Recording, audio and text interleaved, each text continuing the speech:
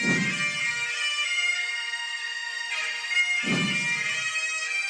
to that piece of lieutenant that's always on his podcast, bash us, him.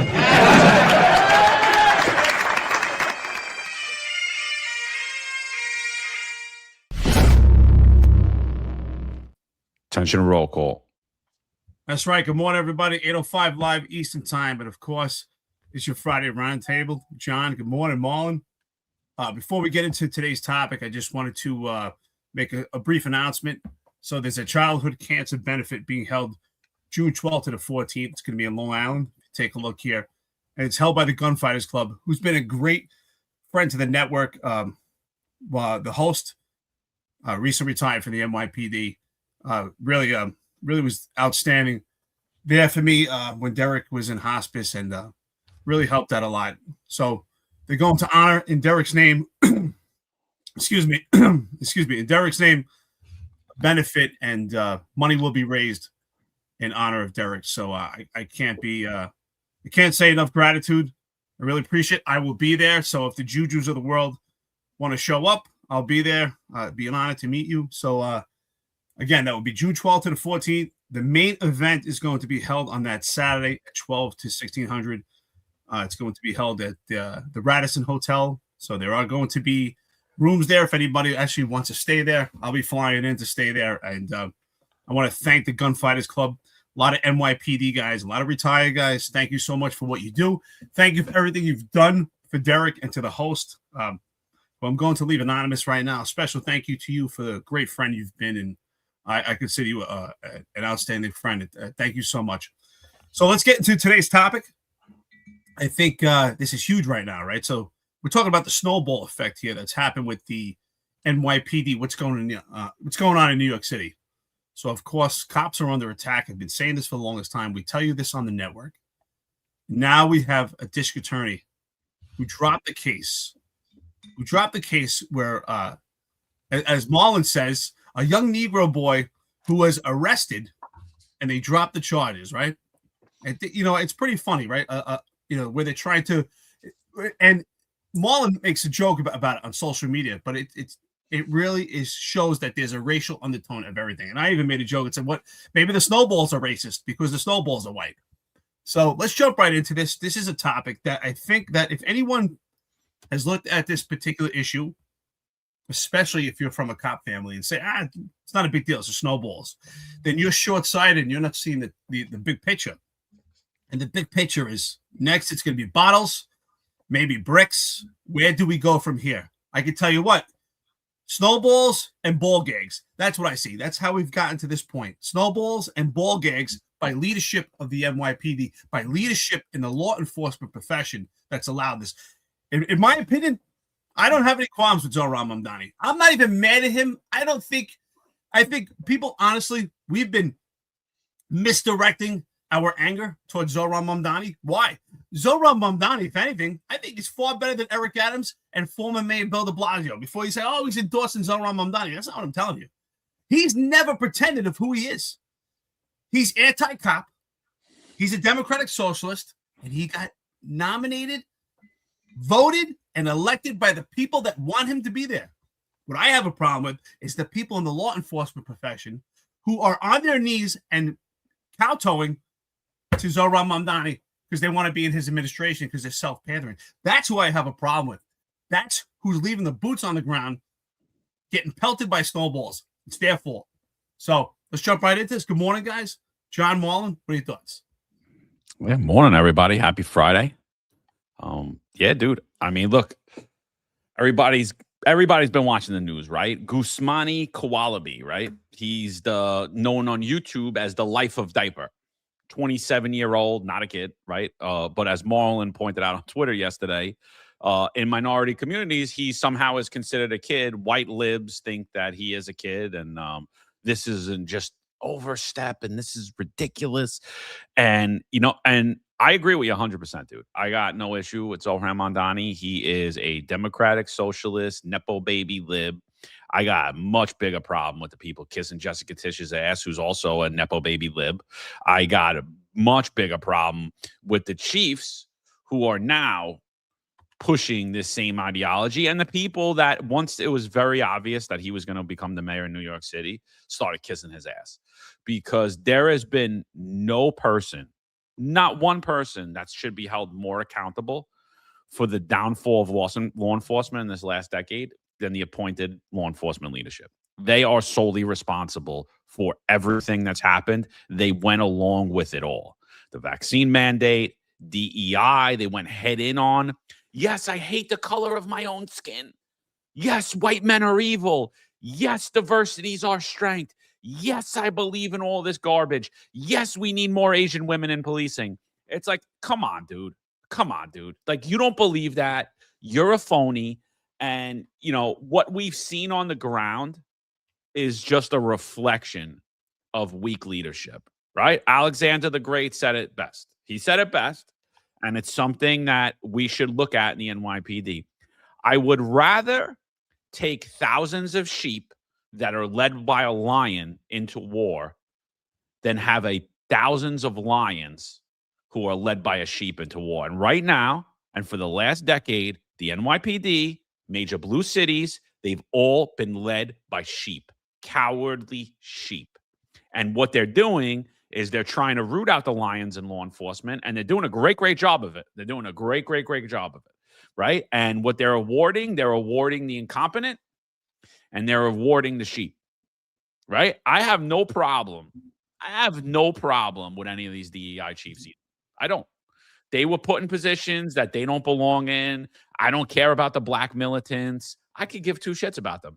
I expect people to stand up for them, for their future generations, for their children, for people who look like them. I expect that from them. But why don't white chiefs do that? Why don't they stick up for the people that look like them? Why don't they stick up for other men? Why don't they stick up for the people that are their same skin color? It's, you know, white men are the most marginalized community inside of law enforcement. They're the most marginalized. And who's a white man? I mean, you're all moving there. Asians, you're moving there. Hispanics, you've been, in case you didn't know. They like to put you in there as browns. Is Marlon a white man now? He's on Marlon's the white. Yeah, Marlon refused the vaccine. He's white. Congratulations, Marlon. He refused the vaccine. I'll pay myself reparations later. Yeah.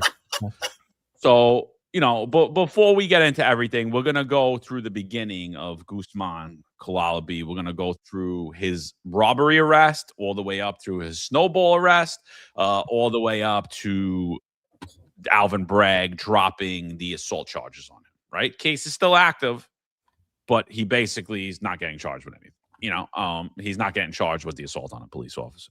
So we'll go through that. Before we do, Marlon, what's up, brother? Yeah. Good morning, guys. Morning chat. And this week went by really quickly. But if you happen to miss the flyer that we put up for this event in June, don't worry, we're gonna be talking about it more again as we get closer to that June date, and we're gonna post it on our social media. So it's for a great cause. So like Eric says, if you guys can just be there. But the quote that Eric referenced earlier from me was again me being a little facetious. Whatever. You get them. You know what I mean, guys. That's one of my words, man. So yeah. So I'm not gonna repeat it on here again though for that YouTube algo, you know. But the point I was trying to make when I said that is actually in reference to another quote from George W. Bush himself. He said it twice actually, but I couldn't find the original the first time he said it. I could only find when he made reference to it in 2006 at the NAACP. And basically he says, if you have low expectations, you're going to get lousy results. Okay. And he says, we must not tolerate a system that gives up on people. Now, I'm not a big fan of George W. Bush, but you got to give him his credit on this one. And he's spot on. Okay. And what annoyed me in particular about what's going on is that we have right now, what you're seeing is the soft bigotry of lowered expectations. So for every other person, a 27-year-old would be considered adulthood. But for this guy, nah, he's a kid, guys. He's 27. He's a 27-year-old. So if you do dumb stuff as a 27-year-old, you should be treated like a juvenile in his case. It's absolutely ridiculous. And for the job to have not taken action when it did on that event itself, is the job silently going along with that. Okay. And it's also the job telling you that if you're the person, that they're telling you that the rules, again, that the law are for the law abiding, right? And what that means is if you are one of those passerbys who are getting hit by snowballs, you don't matter. You know who matters more? The perps tossing the snowballs at you, right? They matter more than you.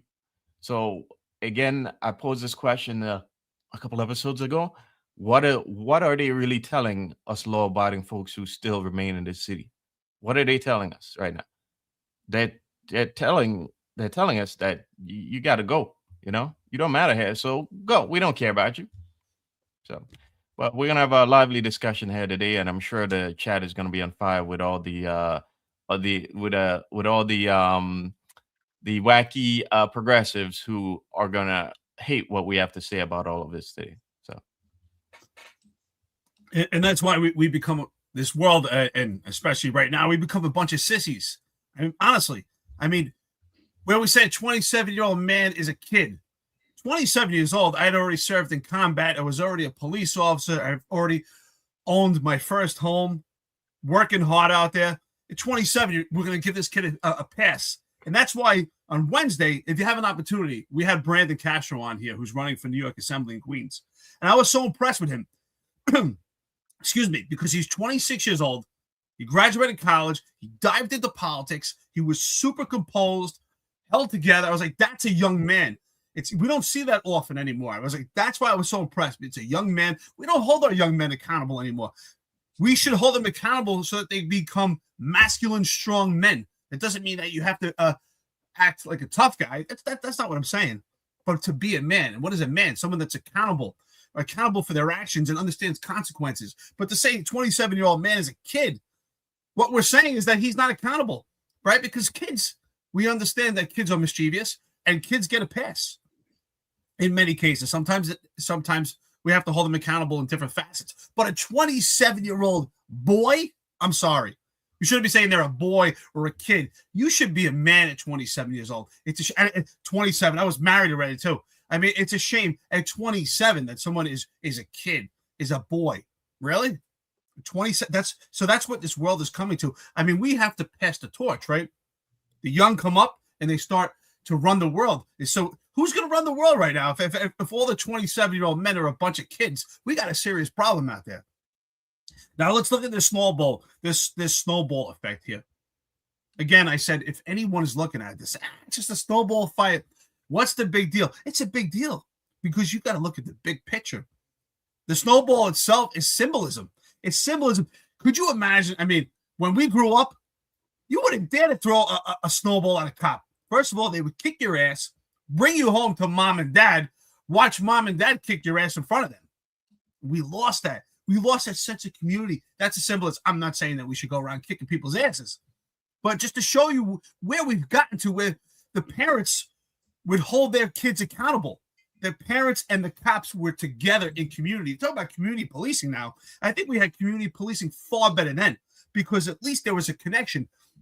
The police and the parents had an understanding that we have to raise a boy to become a man. But instead we're raising a bunch of sissies. And Zoran Mamdani, listen, I'm not angry at him, but one thing I have to say about him, which I think is funny, he calls it a snowball fight and says, oh, they should throw snowballs at me. This is coming from a guy who can't bench 135 pounds. But this is the guy that's going to get involved in a snowball fight. Let's keep diving into this. John, what are your thoughts? No, I think it's absolutely ridiculous. And again, who's painting him out to be a 27-year-old child who was just out in the middle of the day having a snowball fight? It's white libs, right? To be fair, it's not anyone else saying this. It's white libs that are saying this. They're like, oh, it was just kids having fun throwing snowballs. Throw a snowball in one of their faces, directly in their face. Take a big chunk of ice, throw it. You'll be on the front cover of the paper. front cover of the paper. They'll be screaming everything that you could think of.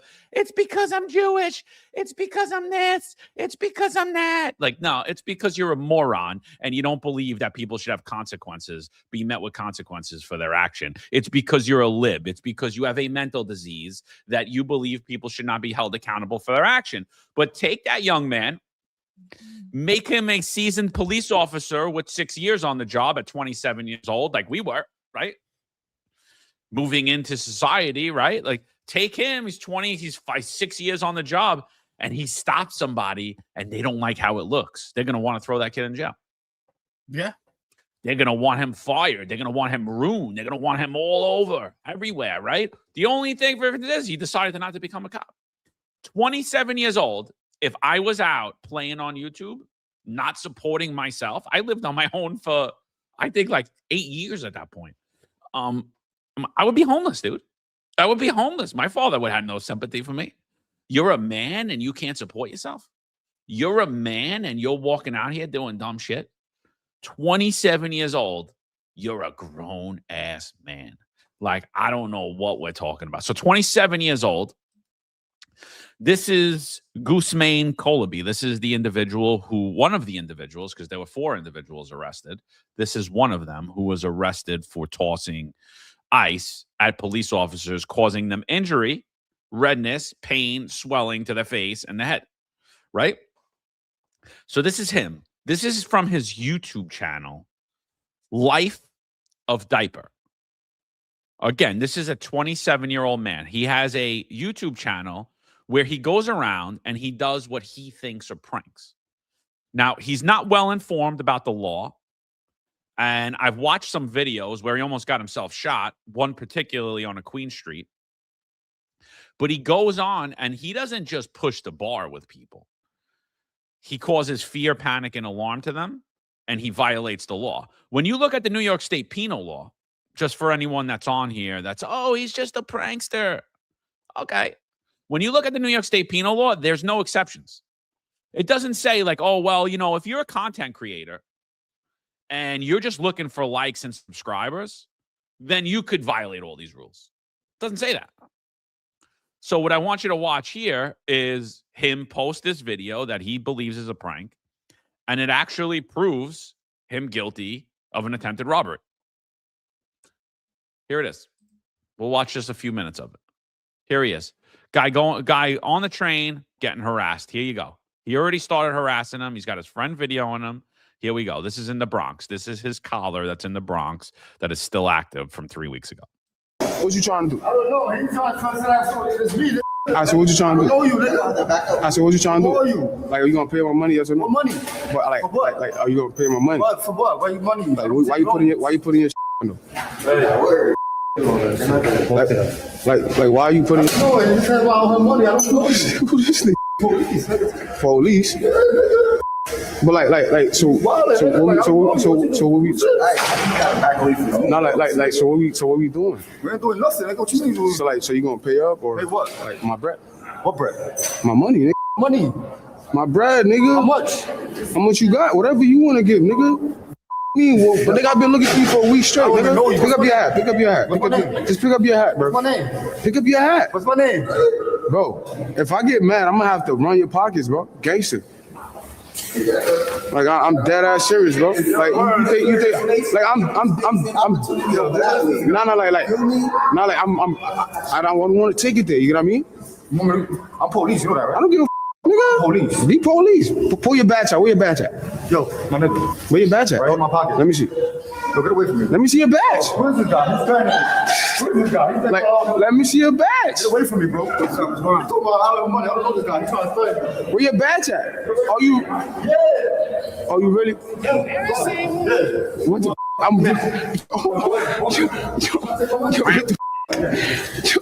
Bing bong. Moron, so street smart, he doesn't realize that there's 2 plainclothes transit police right then and there.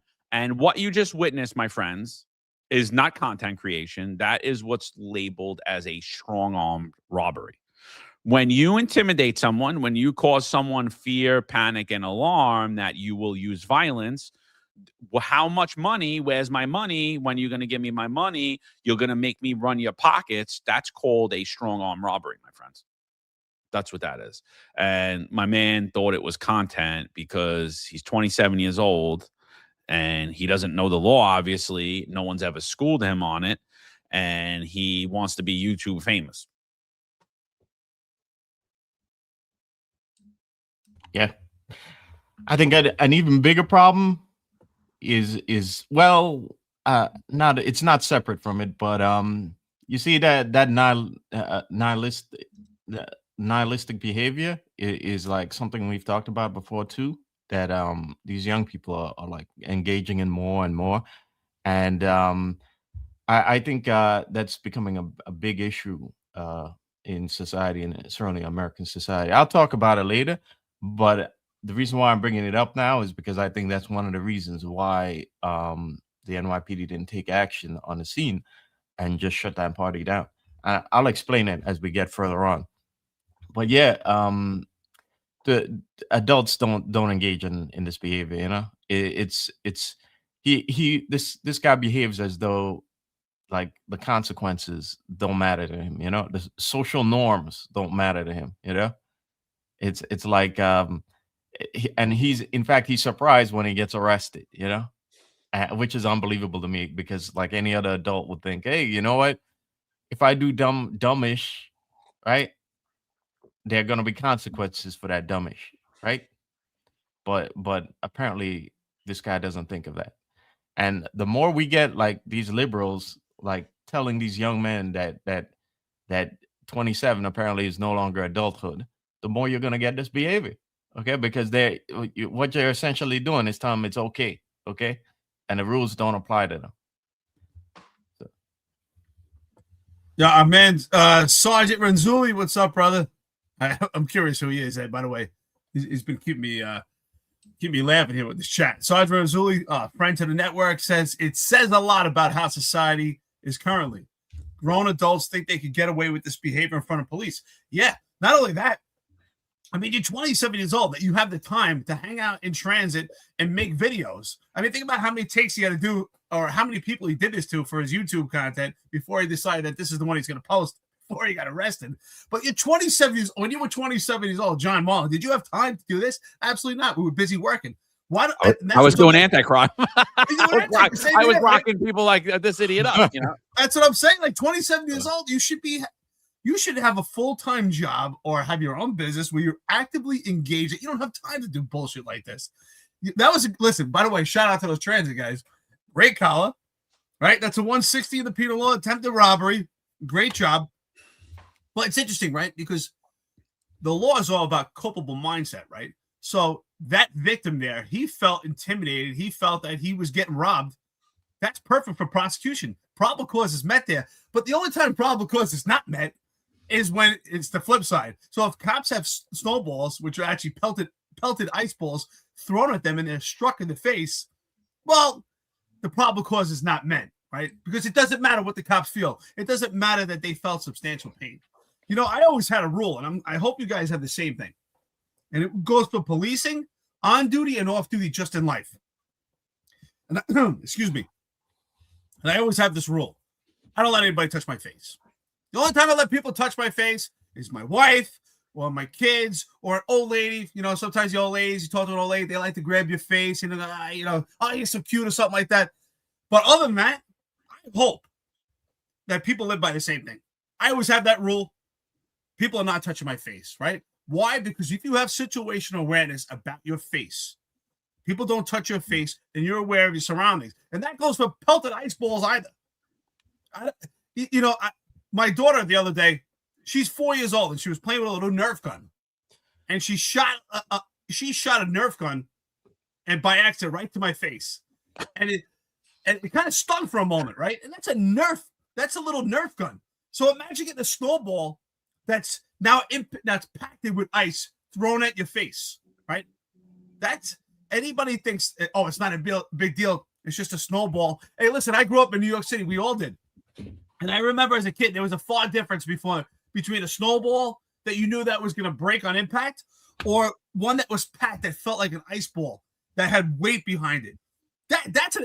Listen, it's an assault. You know, I'm glad to see that Pat Hendry actually stepped up in this and he took the position that this is assault on a police officer, but we need to do more.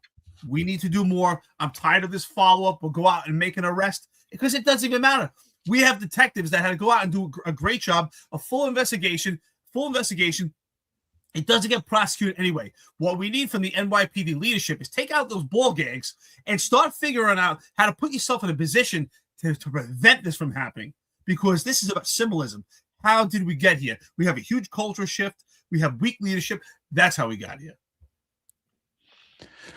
No, it's really been a really sad thing to watch, dude. Like really sad. So what happens is now Kowalabi, or however you say his name, he partakes in this SnowBall event, right? SnowBall fight that they're having in Washington Square Park. And what happens is cops get called to the scene, 911. There's dozens of 911 calls. There's 911 calls for ice being thrown at passerbys from individuals on the roof of a bathroom, right? So, I mean, any normal person, I don't care. You like the police, you don't like the police. You believe you deserve police services, correct? So if somebody was chucking ice at you from a roof, you would probably call 911 and you would expect that the cops go there and stop that behavior. So 2 cops walk in that park. When they walk in that park, you know, look, it's not just Goose, me, and Kowalabi. It's dozens and dozens of people start just throwing chunks of ice at cops. And you could clearly see when we get to the video, you'll clearly see that the cop is kind of stunned from getting smacked in his face with the ice. Like you clearly see it. So here's the video. Here's the initial video that comes out. Let me bring this up to the screen.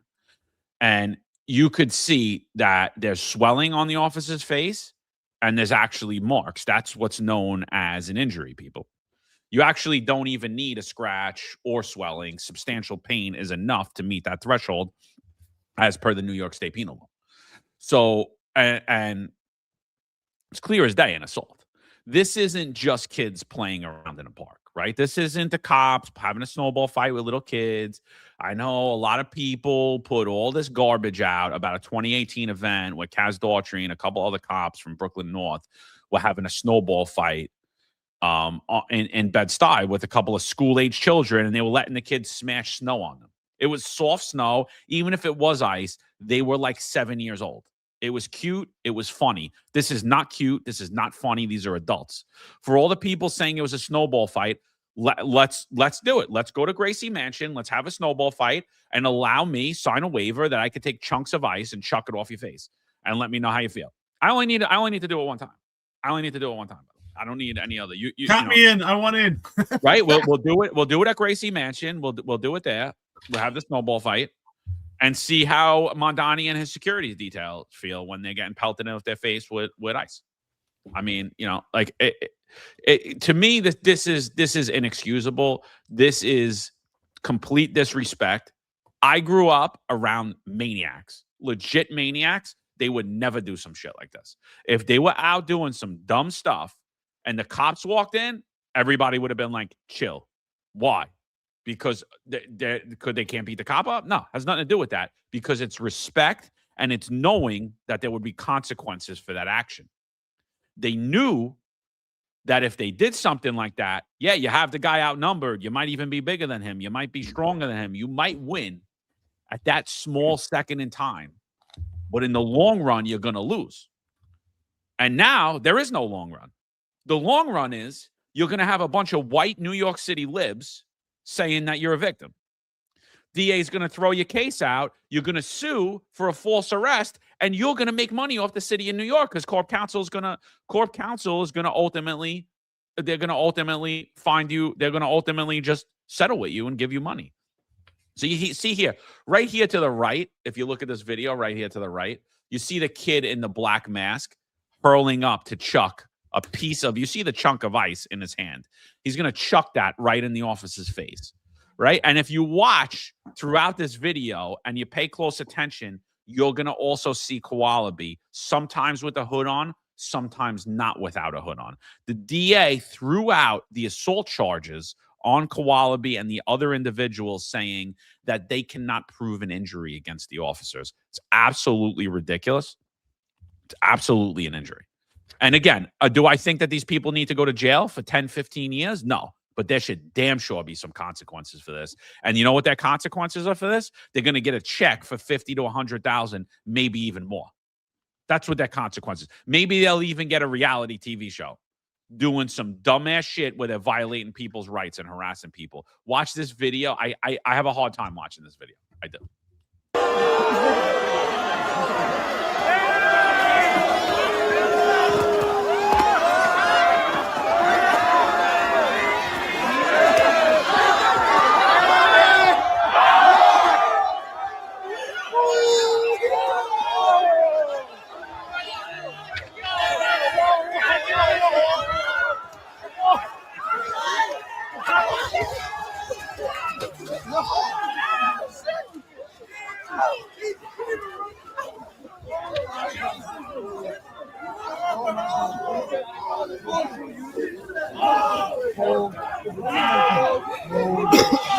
How you accomplish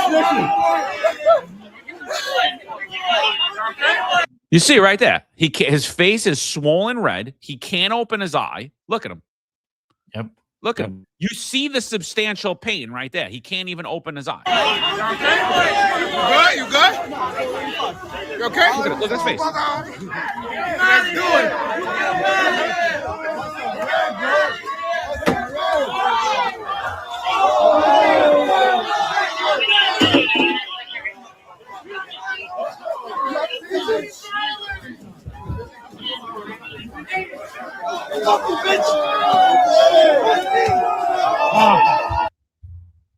So that's what officers had to deal with. The mayor in New York City says that that's not a crime.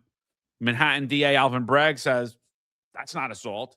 And you have a bunch of white privileged libs in New York City telling you that that's not assault. That no. I could throw ice in your face, make your face swell, make it red, make you not be able to see. I could just do that to cops. I could smash ice in cops' faces, and somehow these kids are the victims. Somehow the police department's bad here. Yeah. The same liberals who don't live in these neighborhoods where they see the consequences of removing personal responsibility and agents and like consequences. You know, remember these guys go back to their neighborhoods and then they take that same behavior with them. And this is why you get situations like where the Bronx is at right now, where the South Bronx is at. But you know, there's a lot to talk about this. Last go around, Eric mentioned about why this guy isn't working, right? You know, most of us at 27 we were already in our careers working. And to that, I'm going to say that's, last go around, I mentioned about denialism. That's part of it, right? It's that you have all these young men, right? These young men aren't like teens, you know, maybe there's one or two teens sprinkled in there, but I'm looking at the pictures and a lot of them look like they're in their 20s at least, you know? And we know for a fact that this guy, who, by the way, that's him. He shows up clearly in one of the promotional videos for the Snow fight, which is by this account, Snow Side Talk, right? So that's him in the center there, right?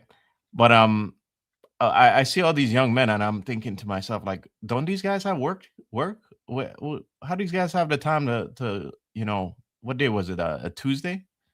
To in the middle of the day to go have a SnowBall fight? I mean, even in my early 20s, I don't have the time to do that, you know? And even if somebody had proposed it to me, you tell me I'm going to take the train all the way to go to Manhattan to engage in a SnowBall fight? Really? You know, to me, SnowBall fights were like, maybe you're with a group of friends, you're going somewhere, and oh, look, well, somebody starts a little impromptu snow fight, and that's it, 10 minutes, and, we move on. These guys make it an event where they're going for hours into taking a train, going to Manhattan, and for hours in the park throwing snowballs at each other. I mean, it doesn't get much lamer than that, But this is considered like this is an event for these kids now. And I gotta tell you, I see that and I'm like, I'm like, man, that's pretty sad for these kids, you know? Yeah. And look at that, it's mainly dudes too. I mean, it's not only lame, but it's a sausage fest over here, you know? Yeah. But anyway, It's the new flavor, bro. Yeah. yeah, I'm telling you, bro. Yeah, me in my early 20s, you tell me you're getting me to come out there and throw snowball fights with dudes? With a and bunch I'm of dudes? party? Yeah. Yeah. Not happening. There's no chicks there. Wow. It's like lame. It's completely lame, bro. It's like a different culture these kids are living in. And I gotta say, I really feel sorry for these kids that this is considered cool now. Yeah. But something else I just wanted to talk about, just to go back on what John said, right? Let's go along the misguided arguments that some of these liberals are proposing that these guys don't have injuries. Okay, let's go along your argument. Well, they don't have injuries, but that certainly looks like it was OGA to me. Okay, right? So even if you don't have assault, you damn sure have OGA in there. And OGA for our civilians watching, okay, that is, as you can see here, it's when you're obstructing a public servant from conducting their official, duties. And the cops responded to a 911 call there. And when one or two snowball fights is cute. It's cute. Ha ha ha. But when you start bombarding cops with snowballs like that, and you struck the officer in his eye and he could barely see from that video, you're clearly you've crossed the line from being cute, okay, to now being obstructing them from conducting their duties, okay, and that is a crime. These kids are ballers, honestly. I feel sorry. By the way, this is hilarious. Tim Acosta, shout out to you, brother. Friend to the network, says, Eric, it's hard to tell who's a chick nowadays. LOL. Yeah, it really is. Honestly, these are not men to me. I feel sorry, and I have daughters. And John, you have daughters too. And I think, like, what type of men will they meet someday, right? You want them to meet a man who could be a breadwinner and take care of the family. Like, I think about young women today. Like, where are they going to find men? This is, you have young men in their 20s, almost 30 years old, that they have time to have a whole snowball fight event. Seriously, you're 27, you have time for that? I mean, it's insane. Like, where does a young woman meet someone who's gonna, be a provider for a family, right? That's what a man should do. A real man, right? Provide for your family. Eric, listen to this. Listen to this shit. New York City now lets guys in for free. Remember they used to do ladies' nights for free? Always. Now they have events where dudes are free because girls can't find any guys. That's insane. That's insane. See, you see what's come down, right? When we were growing up, you went to a club, you went to Limelight, all these things, right? It was always ladies' night. It was never men, right? You always had to pay. And even then, right, remember there was big lines? There was only a certain amount of guys that were allowed in, right? Yep. They either knew you're like, you're going, you're not going. Now, I don't know. Half these guys are like women. It's ridiculous. Sorry, no insult to women, but seriously. But with that being said, I mean that, this is not a snowball fight.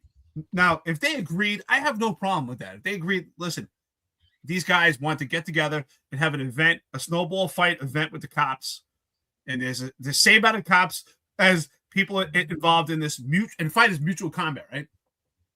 Same amount of people involved. The cops show up there, maybe in plain clothes or those stupid blue shirts. I hate them.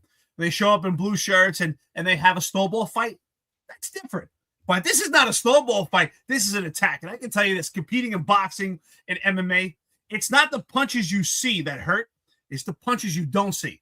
And that's what happened with these snowballs, right? They didn't see where they're coming from. If we have a snowball fight, you're prepared for it, right? You know what's coming at you. You're prepared for it. You're ready. You get hit in the face. It sucks, but it's a lot different. When you get struck in the face and you weren't prepared for it, it's a lot worse, right? You feel it much more. It starts to shut down your nervous system. Anyone who's ever been involved in a physical confrontation, if you get struck by something you didn't see, it shuts down your nervous system. That's why you see sometimes I see a cop, if they get sucker punched, it takes them a while to get back, right? You have to get behind your eyes, right? So that you see something so you're not confused and it jumbles you around. This was an attack. There's no doubt about it. So Pat Hendry, shout out to you because you were right this time. I mean, This is an assault on a police officer. I would like to see also, I want to see those complaint reports by the NYPD. I want to see if they actually charged the felony. I want to see how they were detailed. I want to see how that played out on the NYPD's behalf. And if the leadership actually cared and removed those ball gags out of their mouth, they should tell D.A. Bragg, and if Jessica Tisch, had any care or compassion, she should tell Zohran Mamdani, we are going to rearrest these characters every day. We'll bring them back to the DA's office. You can decline to arrest. We'll arrest them every day until you do it. We will just keep arresting them, bring them back to your office. And if the cops get sued, we'll pay for it. We'll take care of it. And that's going to be a burden. And you can tell the taxpayers why they have to pay for this. It's time that the leadership show some balls. Zohran Mamdani, doesn't matter. He's the mayor. He has no say on who gets charged or not. And DA Alvin Bragg, or any DA of these 5 borough DAs that allows this to happen, shows they don't care about their cops. The same cops that are bringing these cases to the DAs, they don't care. Because if a cop pelted someone with a snowball, we'd be having a different story. That would be could you imagine a cop those cops decided, you know what? Let me get an 85, which means they call for assistance. Cops show up and they just start pelting them with snowballs. What would happen? Just a snowball fight, right? So there's a lot of things there. One, the NYPD did charge properly as far as when it comes to like writing the complaint report. My opinion, though, they only did so because this went viral.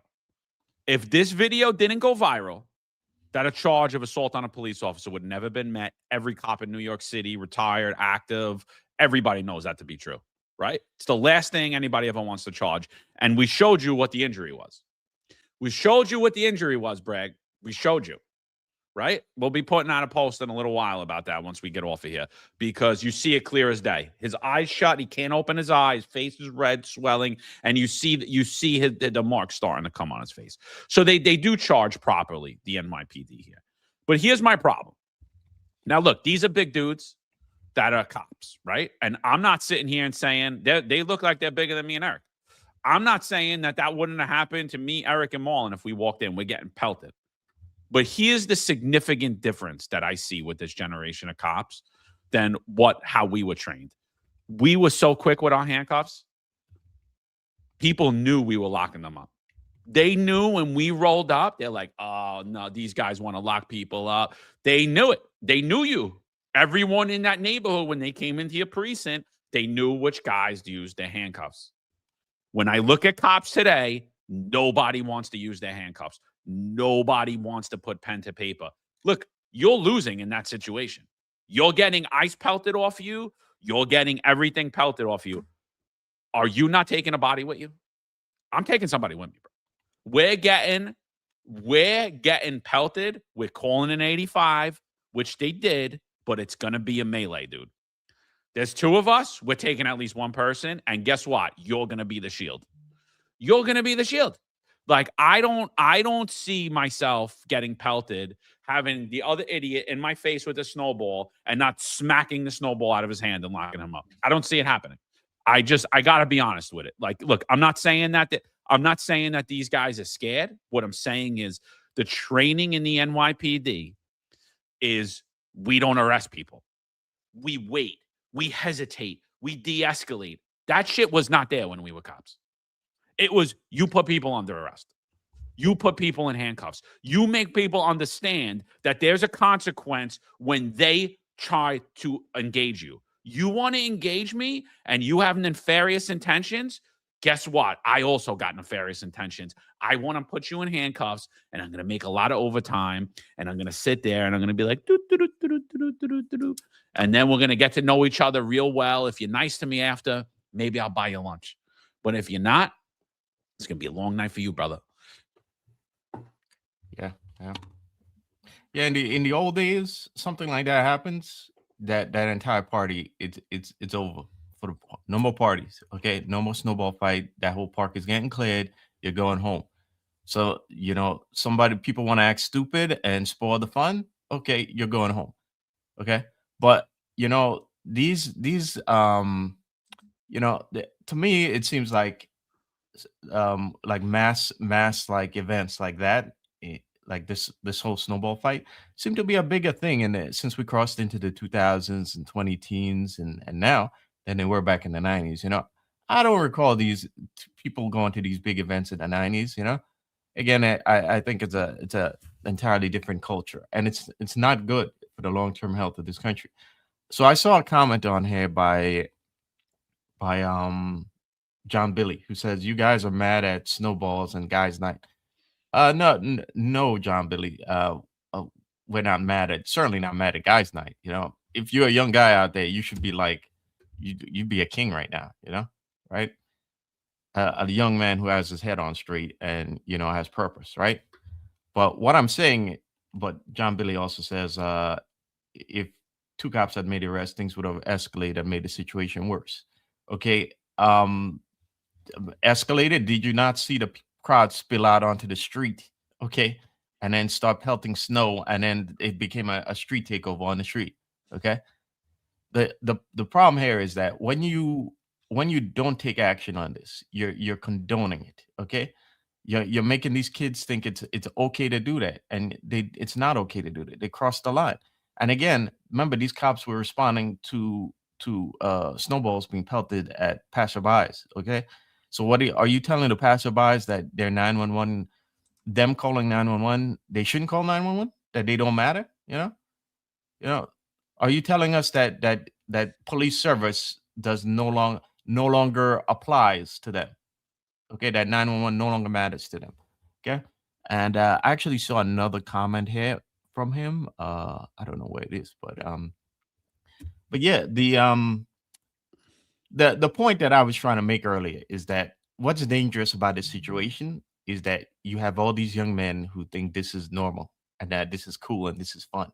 Okay, and that's dangerous to society, because to me, yeah, you're seeing conditions that lead to revolutions. When you have all these young men with obviously no job, right, and they're disaffected, they don't think the social norms no longer matter. Okay, they no longer matter. Okay, and consequences no longer matter to them. You have the conditions there for revolutions, and if you know your history, right, that these conditions don't usually end well for societies. Okay, so that's my larger point. And certainly, if you're thinking that that's never going to happen, well, it doesn't even have to get that far, because what it certainly means is this is more problems for the officers who are on the beat right now, who are on the job right now, and have to deal with these guys in these neighborhoods. Okay, it just means that things are gonna that there's gonna be even less social cohesion, and there's gonna be even more behavior like that on the local level, and that's not good for anybody, especially not the cops on patrol. I got a couple of comments here I want to address. So the first one was John Billy, the one that you put up. I don't know if you're trolling the network or if you're actually serious, but to me, I think it's absolutely ridiculous to say that if the cops would have placed handcuffs or taken action, it would have made it worse. It's already escalated. And for every action where the police are involved is a reaction. And the reaction response by the NYPD has to be something. Walking away does not de-escalate the situation. In fact, it escalates every situation that comes post that, which is why I say the snowball effect, right? Because first it snowballs, then it's bricks, then it's bottles. It escalates even further. Maybe not at that moment, but it escalates as things progress. We didn't get to this situation overnight. This is years coming with this cultural shift. So if we do nothing, if the situation is already escalated, it actually escalates further for the police in the bigger picture. When police respond, next time those snowballs, maybe there's rocks inside those snowballs, or maybe there already were rocks. Maybe next time it's bricks. Maybe next time it's going to be mortars. I don't know what it's going to be. But to me, I don't know if you're trolling this, John. I don't know if you're being serious. Either way, I'm willing to have the conversation. I think that's absolutely ridiculous, this statement. The cops have to take action. And I'm sorry, sometimes you have to meet violence with violence. And that's pretty much of a violent act to me, to throw pelted ice balls to someone's face. And for the cops have to respond. I'm sorry, sometimes that reaction response has to be violence. It can't just be walking away with their tail between their legs. In that case, John Billy, why don't you support defund the police? Because why do we have police respond to any incident if they're going to escalate it, if they take any action? So you might as well defund the police. Michael Freed, shout out to you, brother. Great friend to the network. Says, sorry, Eric. Apparently, Mamdani does have say. We saw it with them releasing the girl who was taken by ICE. Mamdani got her released. Right. He does have a say, because no longer is the criminal is the criminal system and legislative system in New York City or most places in the country apolitical. It shouldn't be. The mayor should have no say. It should be the leadership of the NYPD who says, we have probable cause. We're taking action. We're placing someone under arrest. That's a conversation for the DA and the NYPD. The mayor needs to stay out of it. Needs to know his place. Needs to support the people. Now, Jason, shout out to you. He says, John, it's not about them being soft. Back then, you didn't have IAB, CCRB, and everyone else coming after you for minor infractions. Absolutely, we did. Absolutely, we did. Thank you very much. And that's what I was going to say. We did have internal affairs. We had CCRB. Definitely the political cultural shift definitely made and the amount of authority that the CCRB had gotten. But I think to John's point, those were some big boys. Those cops were little boys. In fact, John's right. I think they were bigger than me and John. And they're big boys. They had a big presence. But they're not afraid of the uniform because there's no response. And those cops, I do believe it's part of the training. It's the oversight and the weak leadership that the cops aren't immediately put in handcuffs. And I think we were so trained in that manner that if we would have gotten hit, we would have. I'm not saying that we would have found at some moment, got our bearing back together, and we would have taken action. That action would have been placed in handcuffs. So, John, you're spot on. I agree with you. By the way, thank you to our friends who are involved in this conversation. This is an important conversation. It's not about the snowball. It's the bigger picture. It's absolutely. And it's the mentality, dude. It's the mentality. It's all of these cops today. They're not quick to put pen to paper, dude. You're quick for the easy targets. You're not quick for the people that you should be quick for. It's the easy targets you should be laying off of. Like my brother-in-law told me when I took this job, and it was the best advice I ever got because you don't have a great worldview at that age, right? When you come on the job young in your early 20s, right? But what he said is, don't hurt the working man. There's plenty of assholes out here. Guys make mistakes. Guys 5, 10, 15 miles over the speed limit. He's on his cell phone. He doesn't have a seatbelt on. He's working. He's feeding his family. You're going to take money out of his family. You're going to take money from his family for that day because he broke some stupid rule. Give people a warning. There's plenty of assholes out here. You don't never have to hurt the working man. And that stuck with me throughout my whole career. And that was something that I instilled in everybody that I ever trained too. And it's important. It's important to know what you're doing. You're not a meter maid. You're not a ticket agent. You're there to provide public safety for people. You're there for moments like this when there's old people, when there's disabled people, when there's women walking down the block with their children in a baby stroller, and there's a group of maniacs throwing ice at them. That's what you're there for. You're there to restore order. You're there to be that consequence. So a couple of things. I know we got a lot of new people in here today. Thank you for your super chats. We will 100% read the super chats at the end. We always do. We just don't want it to detract from the conversation that we're having as we're trying to hit on a lot of different points. There's a new handle in here called Madry's Lube, right? I guess Jeff Madry's Lube is here. So welcome.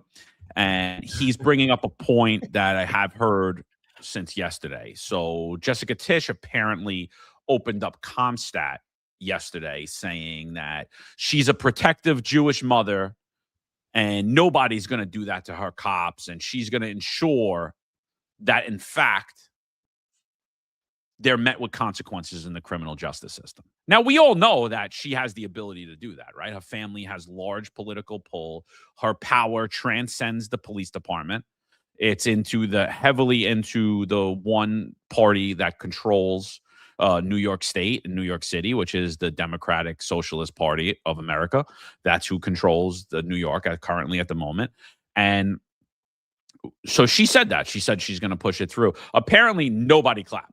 It was just dead silence, right? Because everyone knows that that's not true. Everyone knows that that's not true. And how do they know that that's not true? Because let's just go further on to Billy's claim. So those cops didn't arrest anybody. Did the situation de-escalate?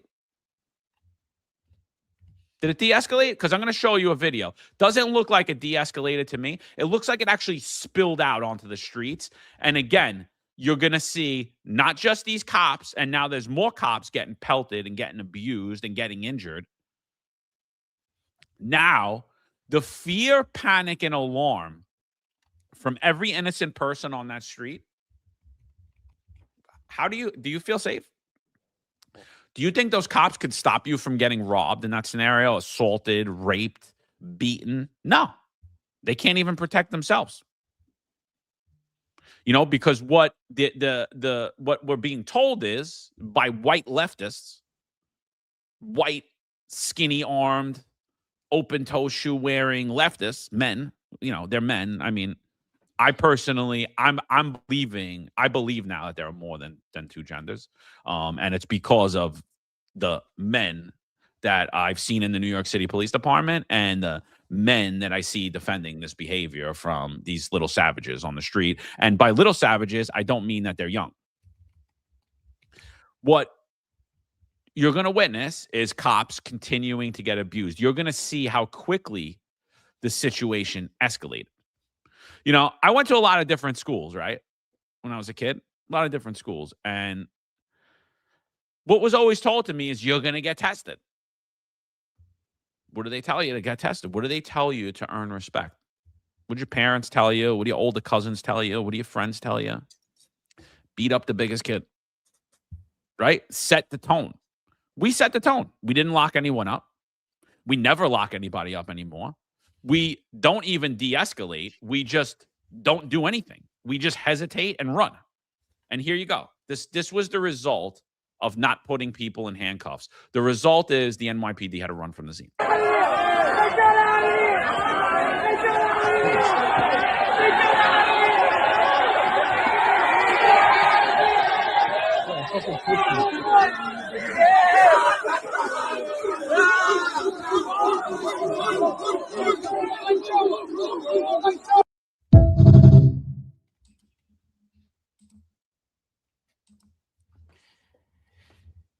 Yeah. Something else to think about, right? Let's even forget about the injuries for a second, right? You're a cop going into a crowd of people that it's obviously a rowdy crowd, otherwise you wouldn't have been called there, right? Now, the snow being pelted at your face, right, disorients you, okay? You don't know what. First of all, the inclement weather out there was already not that great, but you're going into a crowd and you're being disoriented by snowballs being thrown at your face, being bombarded at your face, right? And what do we always say? Every job is a gun run because you have a gun on you, okay? Me as a cop, I don't want to be disoriented, okay? I need to have I need to have a clear sight of what's going on, and I need to be. You're going into crowds where people are circling you, okay? And you can see in the video that the cops at one point they try to go behind a wall, and they try to orient themselves and try to gain a grasp of the situation. And it's something that I see these comments in the chat like, oh, it's just a snowball, it's just snow, right? Oh, look at this Rico, Mr. Softy. Oh, it's just snow. You took a man's job, but you're scared of snow. Dude, cops have guns on them, okay? You do not want to be in a situation where there's a crowd around you and there's a possibility of you getting disoriented and somebody taking your firearm from you, okay? So people need to understand that, people who have no experience in that situation, they look at it as simply black and white when it's not, okay? It's not. There's a lot of issues going on here, okay? And the least of which, as I mentioned before, was OGA. They were called there to do a job, okay? Okay, do you want cops to, if we go down this route and this is okay, are we going to get to a point where cops are responding? You may call police, there might be some emergency in your home and you call police and the police are getting, something is happening there. They're being pelted by snow. They're being whatever these crowds are doing to obstruct them. And they can't respond to your emergency call. Do you want to get to a society like that? Does that sound good for you? It's so stupid that these liberals are doing that. And it's so stupid. It just doesn't make sense. Okay. Because one day you're going to need police to show up when you call them.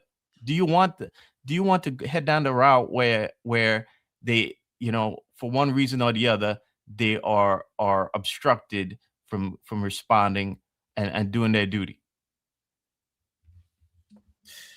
You know, this chat's on fire today. I don't know if they're trolling or if they want to have a real conversation, but I'll entertain it.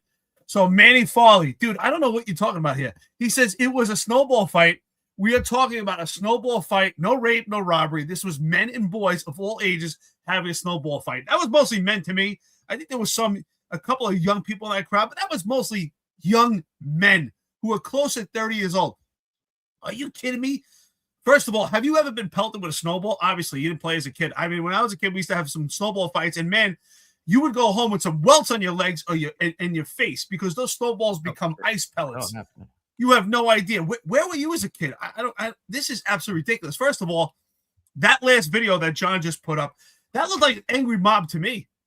And who knows, at some point, if they said, you know what, we're getting away with this, maybe we'll start throwing something else. Or maybe since the cops are already vulnerable running away, we'll start tackling them. Who knows? I mean, that was a mob charging them. It didn't look like, to me, that didn't look like a fun time. If it was a snowball fight, the cops would have stopped and started throwing snowballs back. That's a snowball fight. That's not what happened. And I feel sorry for those cops here because there's no vision, there's no mission, there's no leadership in the NYPD because those cops at that point didn't know what to do. Right? Because a normal reaction, if those cops weren't in uniform, because what happens is when you wear that uniform, they put that idiot chip in your head because you're on the weak leadership. You don't know what to do anymore. A normal person, if you weren't a cop, you would have said, I'm throwing snowballs right back. I'm going to fight back. Who wants to get, right? What's the best defense is an offense by throwing snowballs back. But those cops don't know what to do. Do we lock them up? Do we put them in handcuffs? Do we run away? They don't know what to do because there's no mission. There's no leadership to tell them what to do.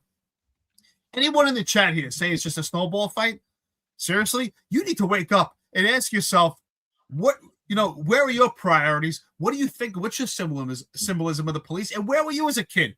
And you think that's okay for grown men that are close to 30 years old to throw snowballs at police officers, at law enforcement? It's a symbolism of it more than anything.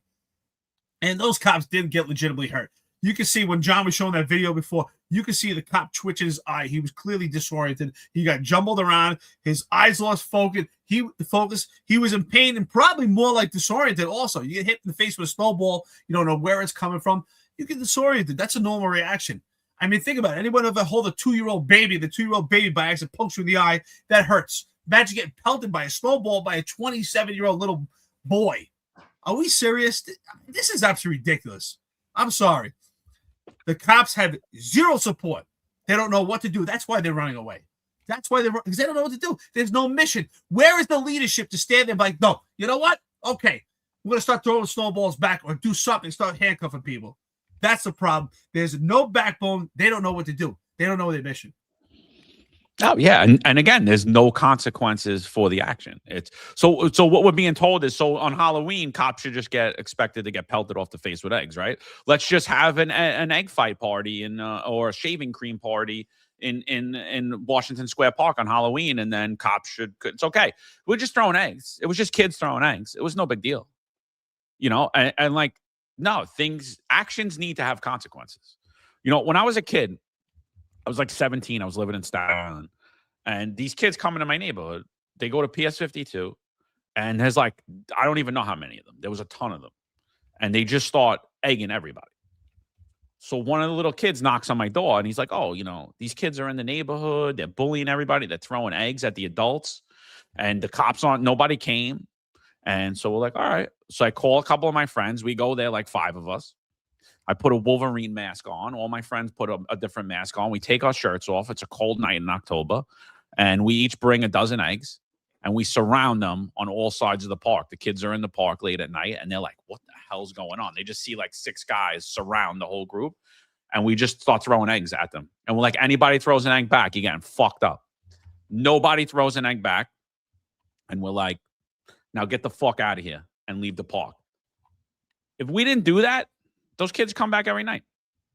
They come back every night. They abuse everybody. They spray paint our park. They abuse our parents. They abuse the business owners.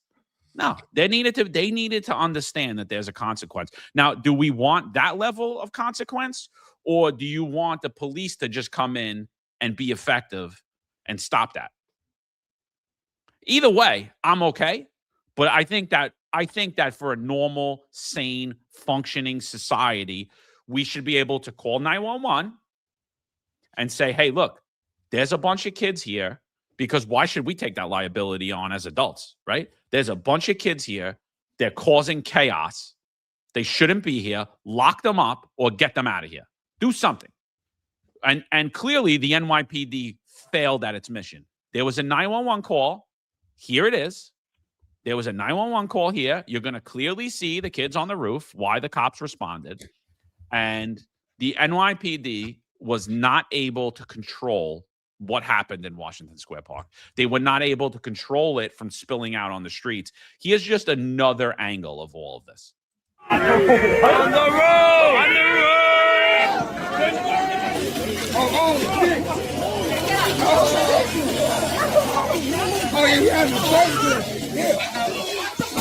Now, this kid annoys me the most. This kid with the dreads. Why is he not locked up for disorderly conduct? He's literally taking his little toothpick arms and he's waving them in the cop's face, throwing gang signs. No one thinks to grab him and throw him in handcuffs. He's getting arrested right away. Like, they tell him to step back and he doesn't step back. This is an arrest. This starts to calm people. When people start hearing handcuffs and watching people get arrested and pulled away, they'll calm down. Believe me. Oh shit! Oh shit! Oh shit!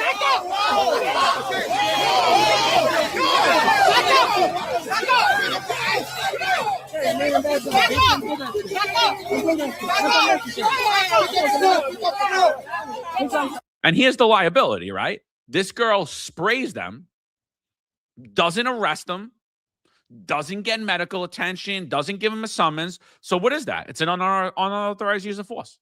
That's it. It's unreasonable force. Why'd you do it? Well, because he was doing this, that, and that. I told him to get back. All right, so why didn't you lock him up, officer? Why didn't you do anything, officer? You're giving yourself more liability by not putting, like, look at him in his little pink, look at him. His pants is sagging off his ass. He's got a little pink school bag that looks like my daughter. I would have put his ass right in that cold ass ground. He would have been wet in handcuffs. How many times are you going to get back?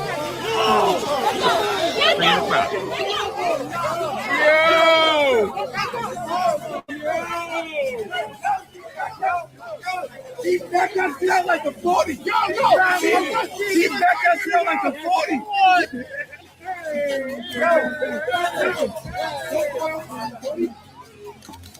Hey, John, Daniel Kuzerna's got a good point. Rewind that. You see the civilian get hit and he's visibly injured. That's a good point, brother. Yeah, they get hit point. all the. Right. There was a ton of civilians got hit this day. That was if a you great watch point. this video, you'll see it time and time again.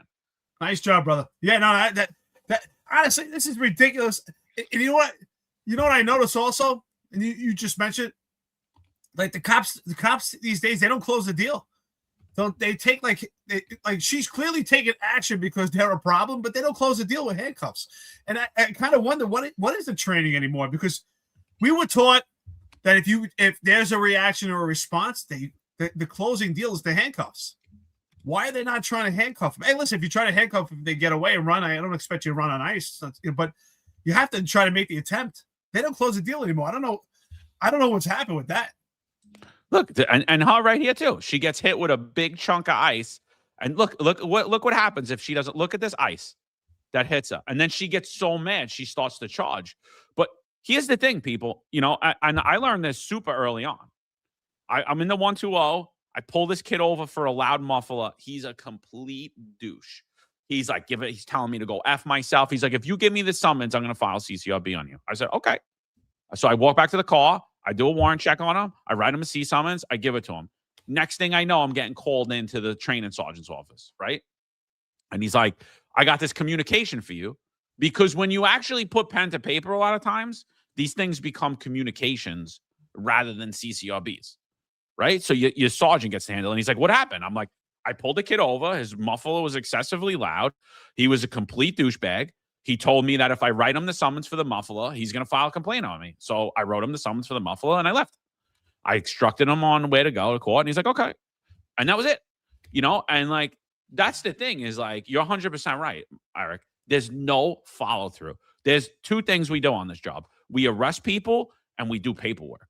And the thing that we do the most is we do paperwork. We do all this paperwork. We do all these vouchering. And if you suck at it, you're a shitty cop. If you don't know how to the arrest process, you suck. If you don't know how to voucher, you suck.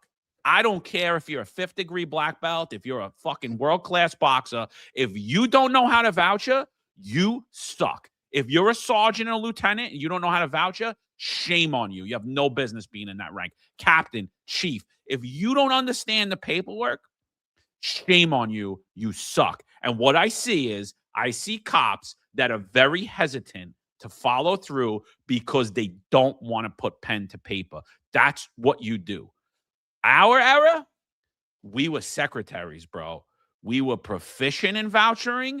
We were proficient in the arrest process. We were proficient in fingerprinting. We did it over and over and over again every day. I could print somebody right now, no problem. Give me the guy with the worst hands you have. I'll bring him on the live scan. I'll print them. Give me the vouchers. I'll have it done. And it'll be done perfectly. And when anybody looks at my shit, they're going to be like, oh, that's what you need to do as a cop. What I see is everybody hesitating. Nobody wants it. I don't care if my boss told me we're not locking someone up. That kid's in my face. He's in handcuffs. That's it. I don't care what my boss told me. I don't. You told me not to lock anyone up. I didn't actively seek to go lock him up, but this person asked me to lock him up. I had no choice. Yeah, I don't get it, man. You know, in my day, me and my partner, you're giving me an easy one day. You know, you're giving me a freebie day. Okay, thank you. You're going back to the precinct, and I'm getting 2 hours off of you. Thank you.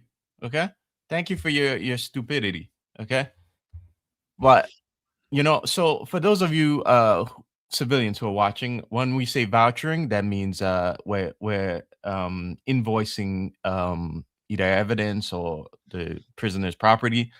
So and the voucher itself is the actual physical paperwork. Okay, it's a lot easier now for these guys too. Again, you just hop on the computer and you type it out. You know, there's no searching for the physical voucher. There's no searching for the typewriter. I mentioned before a couple episodes ago, I had to bring my own typewriter because you can never find ink ribbon for the typewriters we had in the precinct. So I bought my own.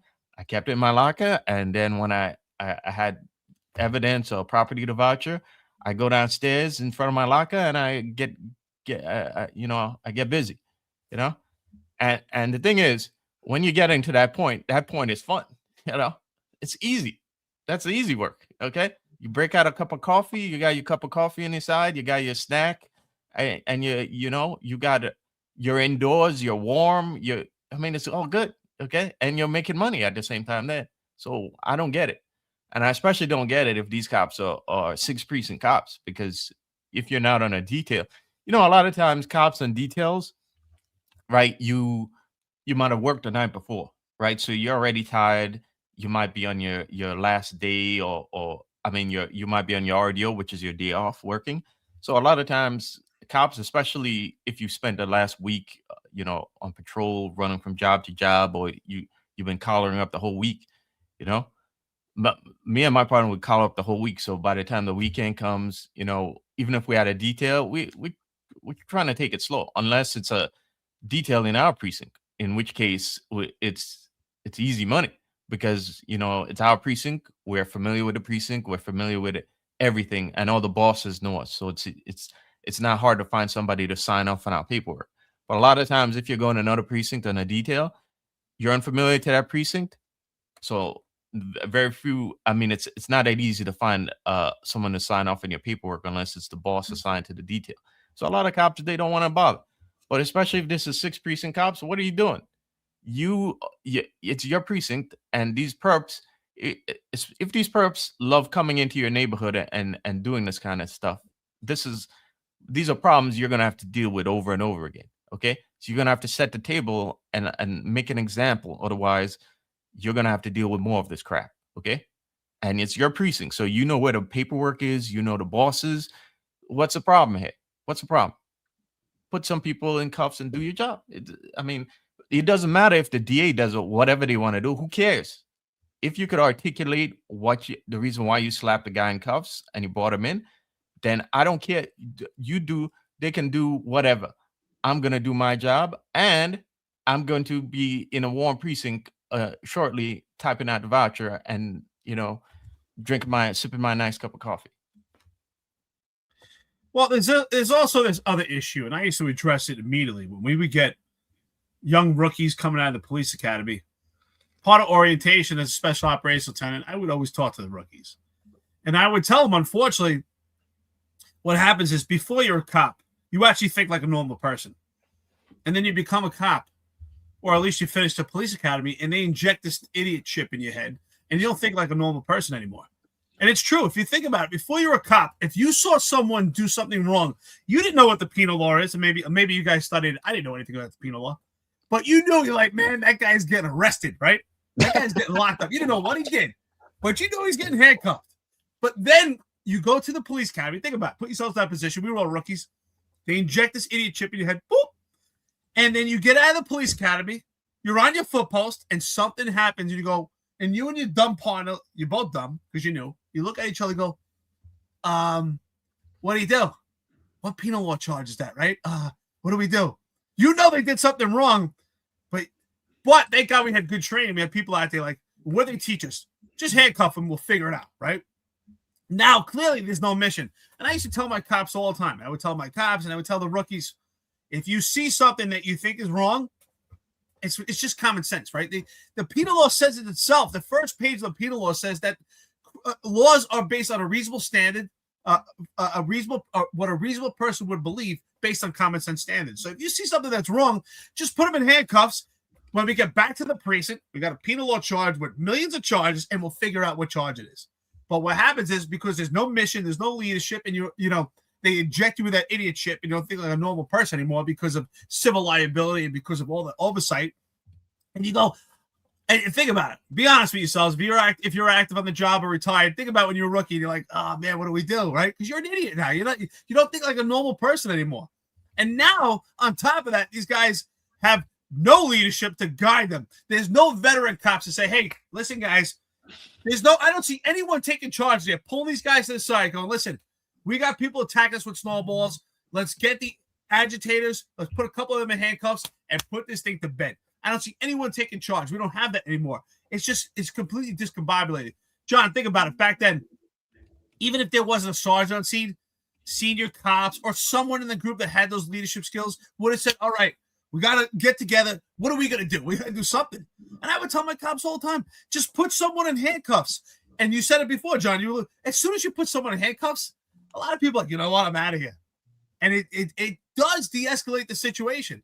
But not putting handcuffs actually escalates it even more. I think it's quite the opposite from some of the trolls here. It actually makes it worse because you're not breaking the OODA loop. And you have to understand the psychology of a tactical mindset. Is the more time that you allow people to fester into these situations, the more time you give them to think, and you actually build their confidence. The psyche behind this now is, well, the cops aren't doing anything, and now they get more emboldened, and it could actually become even more violent. So the best action is for the cops to put handcuffs immediately, and that breaks the OODA loop. And what's the OODA loop? Observe, orient, decide, act. You do that all day. When you go to your fridge and you're about to grab food or something, you observe, you orient, you decide, you act. And if something happens, you hear a loud noise, that will break your OODA loop, right? And then you might forget why you were going to the fridge. That's what cops have to do. They're throwing snowballs. They have to take action, break their OODA loop, and so they don't realize what's happening. That the crowd now gets disoriented, and that's how you de-escalate a situation. Yeah, dude. I mean, like, look at this. Like, is there any de-escalation here at all? Like, there's like these cops. I'm sorry, they look like a bunch of idiots. And a couple of people said in the chat here, it wouldn't be smart to lock those people up on right then and there. And I agree. Tactically, it's horrible. It's horrible. I totally agree. I'm not saying that it's the right thing to do. I'm just saying that's what 99% of everybody that I came out of the academy with, the people that I worked with, the people that trained me, we put fucking handcuffs on people. We didn't let people get away with it. We just didn't. I'm not saying it's the best thing. Tactically, was it probably the smarter thing to wait till backup arrived? Absolutely. But then backup arrives, and what do? You all look like a bunch of fucking idiots because none of you want to put handcuffs on people. And then, and again, look, I'm not blaming the individual cops. You follow the leadership. The leadership on this job, when me, Eric, and Marlon came on this job, they fucking locked everybody up, dude. There would be people, if that scene was there would be people locked up in handcuffs that we'd be processing, and we'd be like, what'd he do? What's he under for? Like, we don't even know, because we're just taking everybody for the disorderly conduct. And a lot of those cases are going to get thrown out. But That you is know what? true, brother. Oh my God. You know, like, we're not going to even know. Like, do you know why this dude got locked up? Like, because it's a chaotic scene, right? You don't really know what's happening. But the bottom line is that scene would have got brought in real quick. Like, that scene would have got reeled in real quick. It wouldn't have came over. So now here's Chief Timmy Bodette, right? Everybody, great guy, nice guy. Nice guy. Look, save it, because I don't give a fuck. Like, here's the bottom line. I think that most people in the NYPD are nice guys. Doesn't mean that they're good cops. Doesn't mean that they're fucking leaders. Sorry. I think, as a matter of fact, I think most people that are up in the high-ranking chief in this last decade, I would say that, yeah, they're a nice guy, but they're not a good guy. They're not somebody that I would follow across the fucking street. They're not somebody with a spine in their back. They're not somebody with a set of fucking balls in their pants. They're eunuchs. They self-castrated themselves. I'm sorry. I know a lot of you guys, but it's the fucking truth. You all pushed fucking this DEI bullshit. You all pushed the fucking vaccine you knew nothing about. You're a bunch of fucking cowards. And you're the reason that this city is no longer the city it was. You're the reason the NYPD is not the NYPD it is. You're the reason that law enforcement nationally has been emasculated, because you all just want to eat off the tit, and you don't want to piss anybody off, and you just, let's be careful. John, I love what you're saying. I agree with everything you're saying, but be careful, John. You're going to make people mad. You're going to make the king public safety grifter mad. You're going to make Zohar Mamdani mad. And John, Zohar Mamdani, I don't agree with him, but I'll lick his balls tomorrow if he gives me a position. I'll take it all in my face. I'll take it all on there. I'll give him my wife. I'll give him my daughter. John, you have to understand, you're being unreasonable. You say you're a Christian, John, but I don't think you are. John, I love the line. Oh, it's best. Why don't you just go enjoy your life? What does it look like I'm doing, motherfucker? Can you guys? I love it. Like, oh, can you just retire and go enjoy your life? I'm like, man, this is fucking fun. What are you talking about? Yeah. What is it? I'm getting to say all this shit that I've been wanting to say for the last 18 years. Yeah. You're damn right. I'm enjoying my You don't want them retirement. to go after your pension. Oh, Oh, and they tried that too. They tried that. No, I don't like what he's saying. I took an oath to defend the Constitution of the United States of America, but he made fun of me, so I'm going to strip his pension, and I'm going to try to harm him further in retirement. You fucking scumbag. Isn't that true, you fat fucking... And we know what you did recently, too. You keep picking up the fucking phone about us and all our friends. It's going to come back to you, motherfucker. Don't think for 1 second it ain't going to come back to you. It's going to come back when we're fucking laugh in your face. You fucking fat loser. To his fat fingers and his fat neck. You know who we're talking about. He's still looking for a boss. Do everybody a favor and keep drinking yourself to death, you fucking loser. Anyway. You know what? Tell him we already saw Leaving Las Vegas. That was a good movie. I don't want to watch John drink himself to death. Yeah. So here's Chief Timmy Bodette. So your cops get assaulted. They call an 85. All the cops get there. They're told to stand down. And here you go. Everybody, John, you don't know what the timeline was. It looks like it's a different part of the park. Bullshit. The duty chief and the duty captain don't show up to a scene like this outside of Washington Square Park if there wasn't numerous 911 calls and an 85 called. Everybody knew what the fuck happened. I don't care what angle of the park he was fucking on. It doesn't matter to me. It's completely fucking irrelevant. This is why the NYPD is emasculated.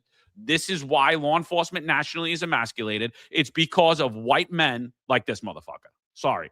All right. You go back in. Everything's fine. All right, relax.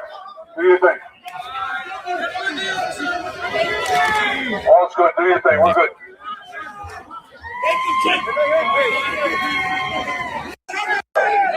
Thank you, Timmy. Everything's good. You just assaulted 2 of my cops. You assaulted numerous people on the street. We had dozens of 911 calls for you. Have fun. Enjoy. When's Timmy's promotion? He's probably aging out tomorrow. But hey, I wasn't ready to leave until I was like, I got 3 more months to go. I just want to know. I when got Timmy's 3 more months promotion to is. go. It's totally worth it to rip my fucking nuts off. It's totally worth it to take my whole fucking career and shove it down the toilet and take every ounce of respect that everybody had for me and fucking completely flush it down the toilet. I'm sorry. Because, hey, I got 3 months to go, 6 months to go. I can't retire yet, I'm sick of the nice guy syndrome. Listen, if you guys look back, maybe it was about 2.5 years ago, John and myself, we did an episode called The Nice Guy Syndrome. Everybody in the NYPD is the nicest guy you ever met. Oh, yeah. Oh, every time someone talks about someone, it's like the label. It's the code name for really they suck. Oh, he's a nice guy. Yeah, Timmy's a nice guy. I'm sorry. I want a good guy. I want a guy that gets it and says, listen, what happened here? Oh, they threw snowballs and what, my cops got injured? Who? Which one? Who initiated this? We're going to put them under arrest. We're going to stop this angry mob. We're going to find out what happened. No, you guys do your thing. Great job. Oh, did you get my cop? Did you knock a tooth out? Oh, good job. What a loser. Are you kidding me? Nice guy. I'm sick of that nice guy syndrome. Forget about nice guy. You need people that are good guys. Nice guy. You want someone that's nice to you? Go out, meet people after work. Go make friends. But you need your leadership to be good. There's a difference. When you're good, you're nice because you choose to be nice. He's being nice because he's weak and because he's self-pandering, because he's thinking about his next star or his next gig. Are you kidding me? The only reason that he was able to talk on that mic is he took his ball gag out of his mouth. That was ridiculous. I'm sorry. Nice guy. Timmy, you watch this, shame on you. Because now you didn't support those cops, and next time you're going to throw bottles, and when you get there, you're like, oh, it was only Old English. It's okay. If they would have thrown, a Corona or a Heineken. Are you kidding me? Can you retire, please? Again, another chief that needs to go. Goodbye. Yeah. Sick, dude. It's honestly, it infuriates me, dude. Because again, I'll say it. The guys that were the most proficient on this job were the biggest fucking assholes I ever met in my life. But they were good guys, dude. They cared about public safety. They cared about their cops. They cared about keeping you safe. They were fucking assholes. They weren't nice guys. Last thing I would describe them at. I wouldn't be like, oh, yeah, no, that dude's a nice guy. It's like, no, that motherfucker, it will rip your heart out and make you cry and send you back. But you know what? He fucking cares about you. He cares about this city. He cares about the people walking down the block. He cares about his fucking job. He cares about his character. He cares about his morality. He cares about his integrity. And he cares when he goes up to God that he could say, look, I did everything I could do. Maybe I wasn't nice. Oh, well. Yeah. Some of the older chiefs would never let that happen, That's just absurd. We're just imagine gonna walk Mike away from Marino? it. Come on. Yeah. What? No way. Again, I don't describe him as a nice guy. Sorry. Hey, Mike, you look this. Wasn't a nice guy, but he did his fucking job. So he's somebody that if he told me to do something, I'll do it. Because he'll do it. Yeah, and somebody you felt confident was going to be in the trenches with you when things go sideways, But so this is Chief Badet, right? 30 years on the job, right? So the last promotion for chief was in 2017. So the irony about all of this right now is we've talked about in the past how this job no longer likes old white guys. Okay, they don't. Okay, right? Eric Adams talked about it. I mean, Zohan's a little more diplomatic about it, so he's not going to openly tell you that. But I'm telling you, that's how it is. And so, Chief, the chief is trying to pander and 2017. Yeah, he's trying to pander and hope that he'll get his next promotion. But I'm sorry to let you know, Chief, you should be doing your job and not counting on them promoting you because, again, you know how the job feels about you. And I'll bring up an example here. Look at Chief Hawley, right? Chief Hawley. He came on in 1999. Look at Chief Hawley's last promotions there, right? Yeah. He's already assistant chief, right? It just took him 3 years after deputy chief, right? 2 years after being inspector. And he got 4 promotions in the time since Bodette's last promotion. Holly got promoted 4 times, Timmy. You know how many times you got promoted? 0. Timmy thought he was one snowball away from a star. Exactly. That's all these guys think about is their next star. You're not nice, and that's why I say when you're nice, you got to be good first. You're nice because you choose to be nice. He's nice because he has to be nice because he's trying to get himself a star. And you're a eunuch when you choose to castrate yourself. Yeah. That's when you choose to shave your fucking nutsack off. Take it all. Take it all. No, but Marlon, you're 100% right, dude. And like, but here's the thing: like, the job right. doesn't love old white guys, but old white guys will do anything for the job. They're the cleanup crew. Yep. They do all the dirty work. They're all fluffers. Levon Holly's a fucking idiot. He's too busy worried about his office. Let me get my admin staff in here. How does my chest look? Like, he's too busy worried. Like, that's why I have no problem with these fucking DEI chiefs. I don't. They're idiots. They don't know what's happening. They don't even know what's going on. They can't even put the position into order. I got a problem with guys like this that understand everything. They see it clearly, and yet they're like this. No, I'm just going to pretend. Everything's good, guys. Okay, thank you. Thank you for smashing me off the face with a snowball. Yep. So that guy's held the same position almost a decade. Think about it. Almost a decade. You've had people by rocket fuel promoted. Kaz Daughtry was your boss. Are you kidding? And he's still there. Honestly, right? Think about how stupid these guys are. At some point, Kaz Daughtry was Tim Bodette's boss. Dude, 2018, that video, I got to get that video up. But 2018 was that video of SnowBall. Kaz Daughtry was a detective. Timmy Bodette was a fucking chief. Kaz Daughtry got promoted 7 fucking times since 2018. 7 times. He was the one in the back with the kids with the snowball. Yeah. You hear him playing with the snowballs? He was a fucking detective. This motherfucker was a deputy chief taking orders. Yes, sir. Yes, Commissioner. Yeah. Oh, if Zohran Mamdani would give him a position on his staff tomorrow, Timmy Boudet would be on that bullhorn. He'd be the happiest guy alive. These guys aren't going anywhere. Oh, Zohran Mamdani this, Zohran Mamdani is going to be mass exodus. What mass exodus? Where's the mass exodus they talked about? I don't see anybody leaving. If anything, they're all clawing at each other to get a better position. Oh, Zohran. Oh, you're right. 135 pounds. That's way too heavy. You're right.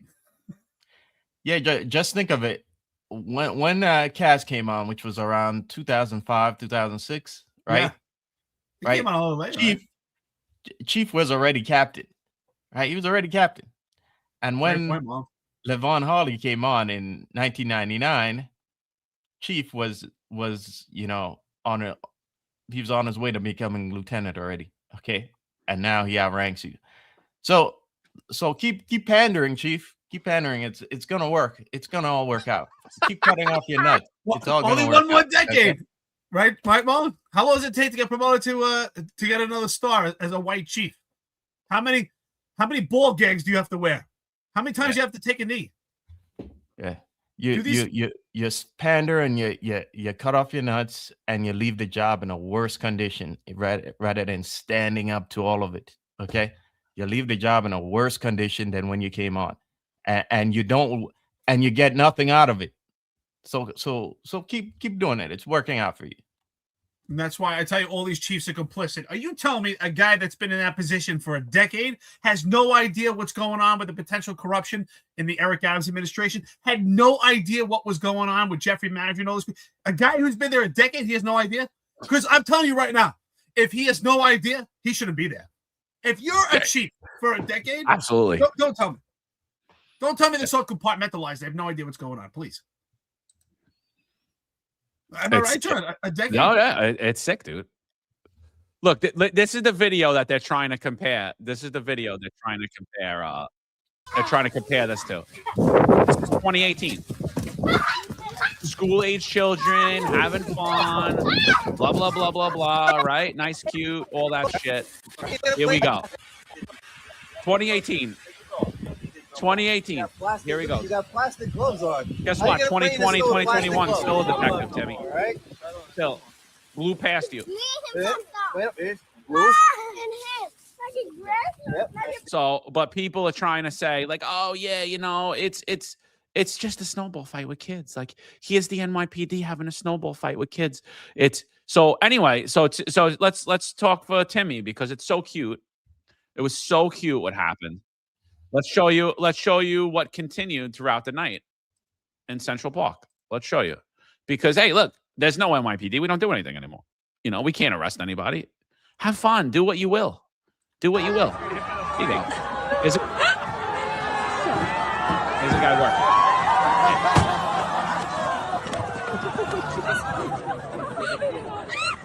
He's gonna flip.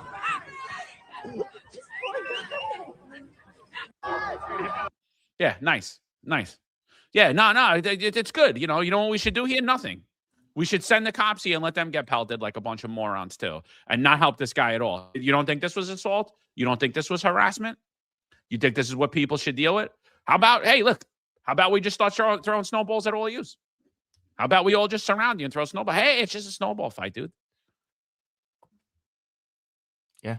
See, when you don't set the table, you make it, you're condoning it, and now you have, I saw a lot of older people there doing that, and what I'm seeing is you're condoning it, and you're making it, you're normalizing this. You're making it okay to do it. Okay, when there should be boundaries, and what we're seeing in society right now, and especially in New York, is that the boundaries don't matter anymore, and the police department themselves are telling you, hey, it's all right. It's all right. Go ahead. We're not going to arrest you for any of it. We're going to back off and let you continue doing it. I'd like to know what kind of parents these people are also. Like Timmy Baudet, I would like to know if you were, if you think back when you were a parent, if your kids were getting bullied at school, would you show up at the school and be like, hey, guys, just do what you do. That's okay. Punch my kid in the face. Yeah, that's great. That's what you did. Oh, it's okay.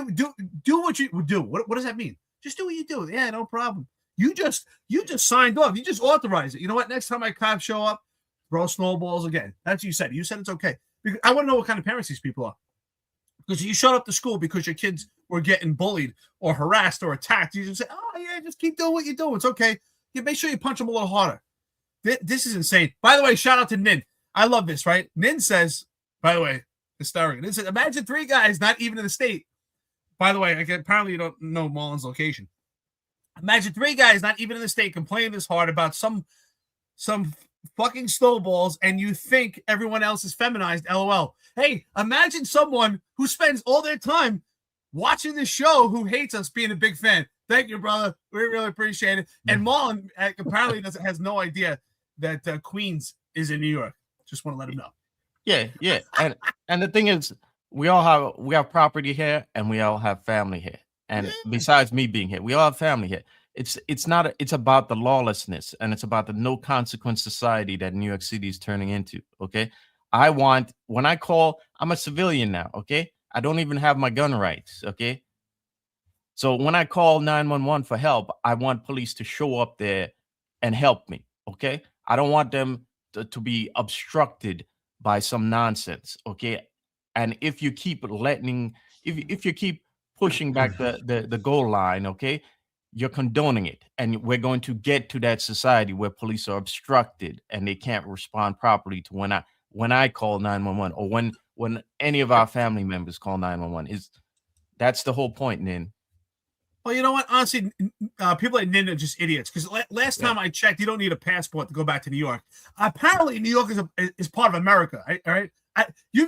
Everyone, the trolls, especially like Nin, they make it seem like I need a passport to go back to New York. It is part of America. What are you talking about? My mother lives there. I have family there. I can go to New York tomorrow. I don't need a passport. At least, John, do you need a passport to go to New York? Apparently, maybe you do because it's a communist place. I don't know. I don't even acknowledge those comments because they all sit there and watch these fucking talking heads that live in Florida, that are on Fox News, that know fucking nothing about policing.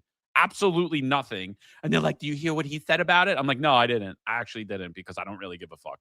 And just another thing, I've been watching all these talking heads on all these news stations. You people are just as bad as these fucking chiefs. I'm sorry. Either you're fucking retarded and you shouldn't be commenting on anything because you don't pinpoint any issue. They're just like, it's bad. It's bad.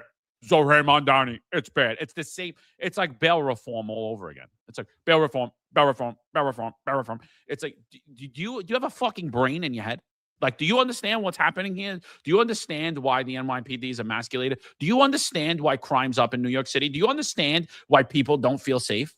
Like, dude, if you don't know what you're talking about, don't fucking comment on it. I got called about the Guthrie case a million times. I said no. Right? Maybe you should take some fucking advice. You know, it's not always good to go on TV when you're not willing. If you don't know what you're talking about, or you're not willing to talk about something, don't fucking talk about it. Because it's fucking embarrassing, dude. I'm sitting there and I'm like, these guys are cops. You were just the chief of department in the NYPD, and all you got to say is it's disgusting. That's all you got to. I mean, you obviously point to the leadership because you just did the same thing fucking 3 months ago. And everyone that's sitting here, by the way, with the Zohran Mondani, no, fuck that. We watched in the 7-5 under Bill de Blasio, we watched cops get buckets of water dumped on their head. Then we watched, still under Bill de Blasio, cops arresting someone in a whole neighborhood coming out, dumping water on them. And then we watched the Eric Adams administration at the Kai Sinai riots. We watched NYPD chiefs and the NYPD get abused where they had to pick up construction materials to defend themselves while they took over and tossed glass bottles at their fucking head. This shit's been going on for a fucking decade. This did not start with Zohran Mondani, but it ain't going to end with him either. It's your fault. It's all your fault for not saying the truth of what the fuck's going on. And same thing, dude. Nobody knew about any of the corruption that happened under Eric Adams, right? No, best mayor ever. He lets more cops play offense. Blah, blah, blah, blah, blah. It's fucking disgusting, dude. Disgusting. That's right, the problem in law enforcement is the fucking people in law enforcement. No one had any idea that Jeffrey Maggi was giving out 400, 500 extra hours of overtime that was impossible to do, right? No one had any idea. That's Dude, you want to laugh? You want to fucking laugh? I want to know. I get a report from Jacksonville Sheriff's Office, right? Jacksonville Sheriff's Office, a cop was having an affair with a chief. The chief approved 16,000 hours. Jeez. Oh, I'm sorry. $16,000 in overtime for the cop. They threw the chief out. They arrested the cop and charged him with felony fucking grand larceny. We got a lieutenant in the chief of department's office who took hundreds of thousands of dollars that she didn't earn, and nothing happened. And then so it was administrative error. Nothing happened. Yeah. Nothing happened to the chief. Nothing happened to her. And there were hundreds of other people on that list, and nothing happened to any of them. Nothing. Oh, John, according to them, it was administrative error. To me, that's theft. You're taking thousands of dollars, and that's why I say every one of these chiefs that's active is compromised. Timmy Boudet, for 10 years, almost a decade, you've been in that position. You have no idea what's going on. To me, obviously, what Timmy told that crowd just now. Do your thing. That's exactly what Timmy, you were saying to Madry and everybody else, and John Shell that was so unprofessional. And Kaz Dorche was promoted by Rocket Fuel. Just do your thing. We'll just wait here till Zohran Mondani gets here, and you guys are out and get our chance too. Just do your thing. It's okay. What's that, Kaz? You need me to get the lube, Kaz? Oh, okay. Okay. You need me to bring it to the chief's office? Okay. I'm sure this guy Boudet was probably cleaning the couches up there at one police plaza. Oh, yeah, I'll come up and clean the couch. These guys have no shame. No shame. You're in that position almost a decade. Kaz Dorche got on the job, and like Marlon said, you were already an executive. This guy surpassed you by rocket fuel, never even passed one test. And you're still there? You look like a fool. Yeah, it's just sick, dude. And then nobody knows what the fuck they're talking about. I see this girl, like she reminds me of my cousin. So like I'm not like I don't hate her, but I want to give her a biff off the back of the head because you have no idea what she thinks like, oh yeah, I just proved that these cops are lying. Listen to this girl. Listen to her. Name's Stella Maggs on TikTok. Stella, sweetheart. We're going to give you a little lesson in 1 second. Let the audience play it for you. Well, actually, we're giving her some views. The NYPD flat out lying and trying to frame an innocent black kid, claiming that he attacked them with a giant ball of ice. These are the images that they released yesterday, claiming that these are the suspects that they're looking for. Right here, right? This big, scary black kid holding a giant chunk of ice, hurling it at NYPD officers.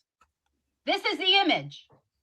Now, luckily, I'm a sports fanatic, right? And I follow ESPN. This video came up on my For You page. I slowed down the end to see if you can catch it.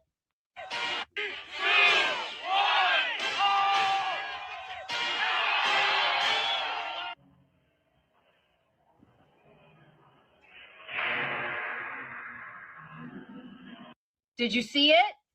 Look familiar? Yeah, I'd say that's identical, no?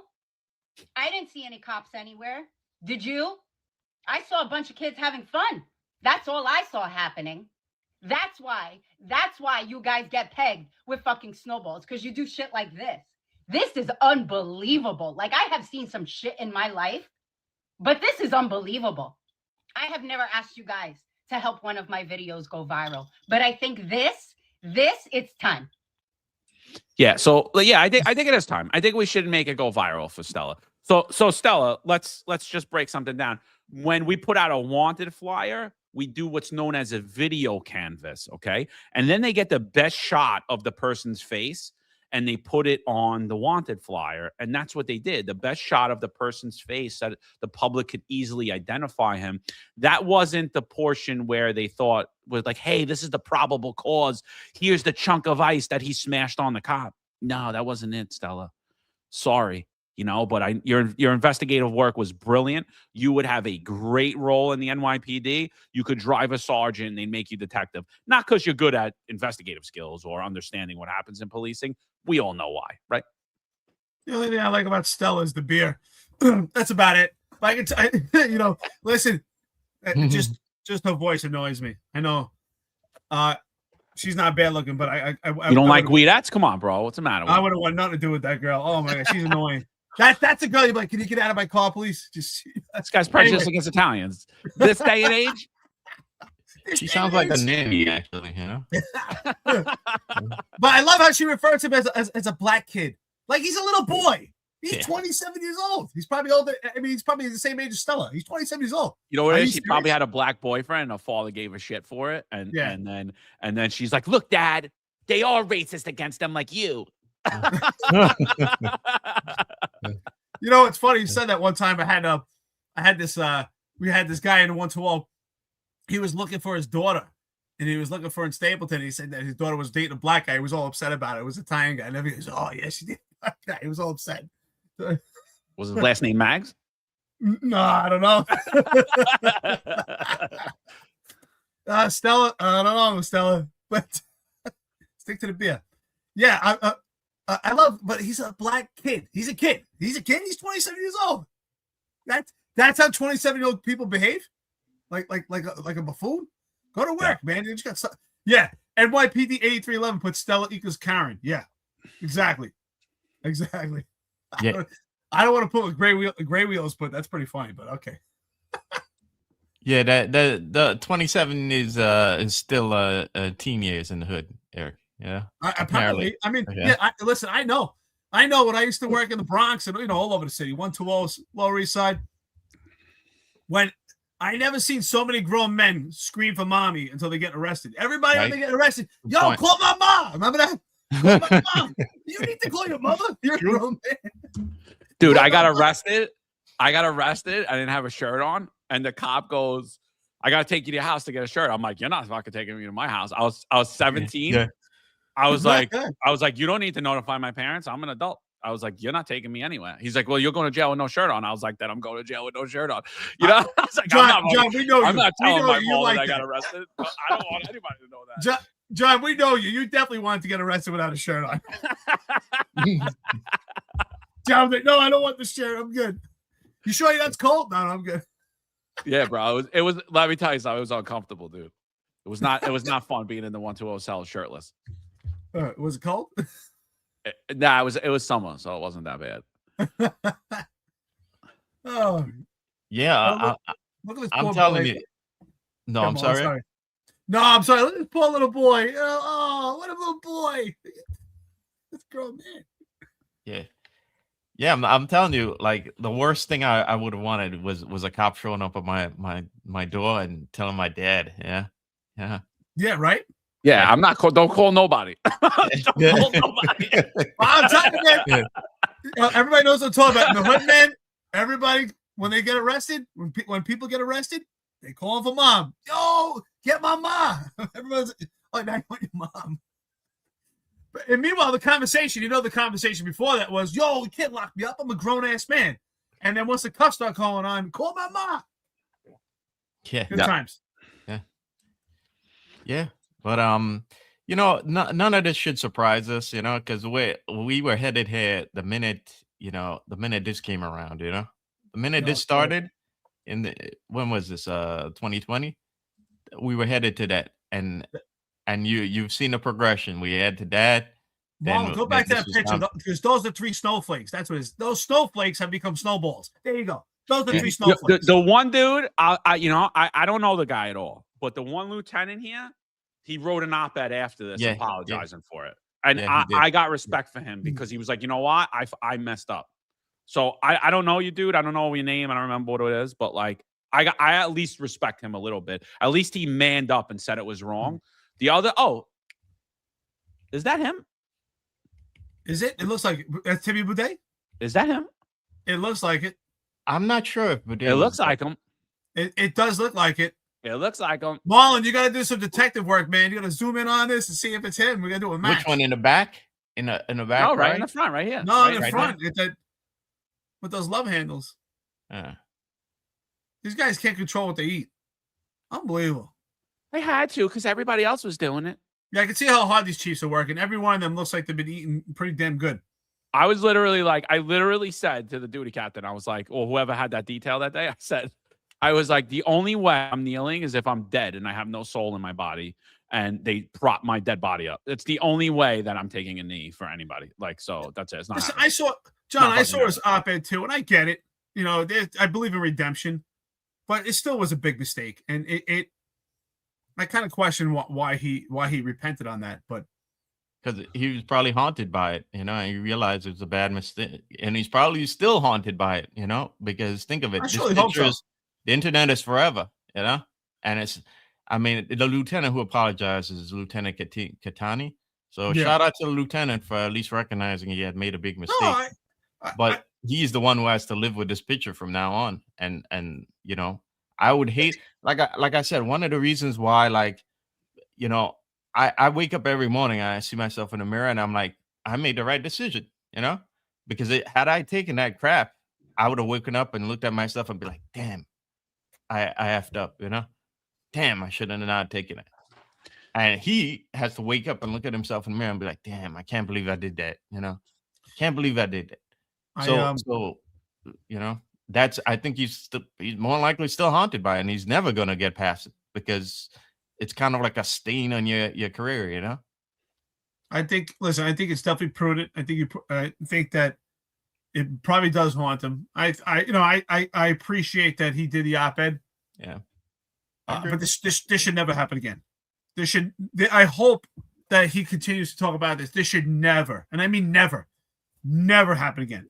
These snowflakes have become snowballs. But Eric, to be fair though, it's been happening every day. No, like they're not literally getting on their knees in front of an angry mob and like saying sorry for stuff they didn't even do.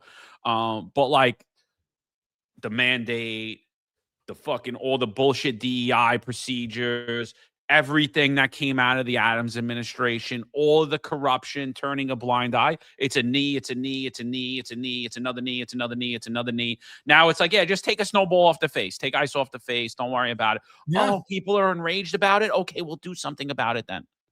Oh, okay. Now we'll lock some people up. It's fucking, I mean, come on, dude. It's like, you're right, Marlon, because sometimes I waver. I'm like, did I make the right decision? Because I do. I didn't get to go out the way I wanted to. I missed the job. I missed the guys and girls, even though I'm in contact. I see people often, talk to everybody a lot. I didn't really go out the way I wanted to. I really had more things I wanted to do in my career, and I didn't get to do it. But I'm like, you know what? At the end of the day, sometimes you got to put your balls on the table. Like, you know what I mean? And like, that's one of those moments. And I'll tell you, I had plenty of opportunity to take a knee throughout all those protests. And I was like, I'm not fucking doing it. I was like, my children will not see me ever kneel except in church. I am not kneeling before another man for no reason. It's not happening. Or to your wife. Or to Over your my wife. dead About body. it. Over my dead body. I'm like, I can't live with myself. And it was the same thing with the shot, because I was like, I took plenty of vaccines. I took medicine the other day. I was sick. I take but you're telling me to put something in my body that, one, you told me I didn't need 2 weeks ago. 2, my doctors are telling me don't take. Your NYPD doctors are telling me not to take. And I'm like, you're literally asking me to get on my knees and beg for my job. I'm like, I can't do it. I can't live with myself. And I'll never forget, my boss came in. He was an inspector. He came in, tears in his eyes, right? Because he loved me. And we were good friends. I worked for him for a long time. And he goes, John, I would fucking take it for you. Why are you leaving your career? Why are you doing this? You have so much more to do. Why are you doing this? And I'm like, bro, I can't do it. I'm like, if you fucking came in this room with 20 guys and you held me down, you put it in my arm, I could live with myself. I'm like, I can't willingly go and do it. I just can't do it. I cannot fucking do it. And it's the same thing. It's the same thing with that. And it's the same thing. There's no line anymore. And again, nobody sees any type of leadership. So everybody's in just self-survival mode. The old line, like, keep feeding the alligator, hoping the alligator eats you last, but eventually the alligator will eat you. Like, that's what's happening in law enforcement, is everyone's just hoping the alligator eats them last at this point. There's no leadership. There's no one holding the line anymore. Everyone is taking a knee every fucking day. And it didn't end with the fucking Trump administration. It's fucking still continuing. It's continuing further and further and further. It's like the emasculation of law enforcement is it's disgusting, dude. It's disgusting to watch. Me and Eric were talking about it yesterday. Like, I'm like, I don't think I could ever go back to law enforcement ever. Unless I was running the show. I'm going to be a horrible employee. I'm going to get suspended. There's no way that I'm going to be able to deal with the bullshit. I'm just not. I'm too old. I know too much. I got to be honest. I don't miss it. I just look at it as a part of my story. I don't look at it as a chapter in the book. I miss the guys, but I can still talk to them. The ones that really matter, I stay in contact with them. But don't you agree? You miss what it was, like what it is now. If we went back, if we had the opportunity to go back now, it's not the same thing. And it wasn't the same thing for a long time. It wasn't, I think back sometimes it's so crazy. I think I had more freedom as a rookie cop than I did as a sergeant, not even a sergeant, but more as a lieutenant, because of the restriction, the oversight, just the way cops were coming up. It really changed. So I miss what it was, not what it is now. And I think I've completely moved on from it. I just, I talk to some guys who are retiring now, and they're torn of how they feel. And I tell them, there's a better path for you, and you'll feel it. And Chronicles here, by the way, gave you a nice compliment, John. Said that with your voice is, I think, pretty much you're headed for bigger things right now, and you do much more. And that's true. I think we've done. That's a good part of our story to get to this point now. And I never thought we'd be here when you and I got together and really started this, and we got Marlon with us, and really built this Finest Unfiltered. I mean, we were just kind of having fun. We didn't know where it was going to go. And I feel like we're having fun. We're enjoying it. But I think we've had a major impact. And I really appreciate the audience. And I even appreciate the trolls. Just the fact that you're here arguing shows that we're doing the right thing, that we struck a chord. We struck a nerve. It bothers people that we're not in New York and we're talking about it. And I said, why doesn't it bother you? You're there and you're not fixing it. And we're trying from miles away. So what does that say for you? What does it say for you trolling and you're there? You can put your finger on it. We can't. Yeah, but like for you, it's a little different though, because you went through the ringer on the job, they screwed you, and then you openly were like, you know what? That's it. Like, I'm leaving. Like I made that decision. I got, you know what I mean? Like where me and Marlon, it was really, especially Marlon. Marlon's way tougher than me, dude, because I like that shit. I like it really, it's like, it was like so abrupt and so quick. You know what I mean? And look, I don't regret anything. I don't. Like I said, I just missed the guys. I didn't get to do what I had to do. It is what it is. I don't go back. I don't go. You're right. I would have never made it through the Adams administration anyway. You know, like they would have did me in real quick. I have way too much integrity to deal with their fucking bullshit. And I was dealing with a lot of funding at that time too. So they would have did me in. I would have either got fired or something would happen. Or they would have fucking offed me. But there's no way I would have went through that whole time. So I agree. Look, it's important what we're doing. It's good work what we're doing. But that's it. Like I'm gonna sit here and say I don't miss it. I'd be lying. I do. But you're right. I probably do miss what it was. You know, and then here, John, what's the part of the Catholic teachings where you can't get a vaccine?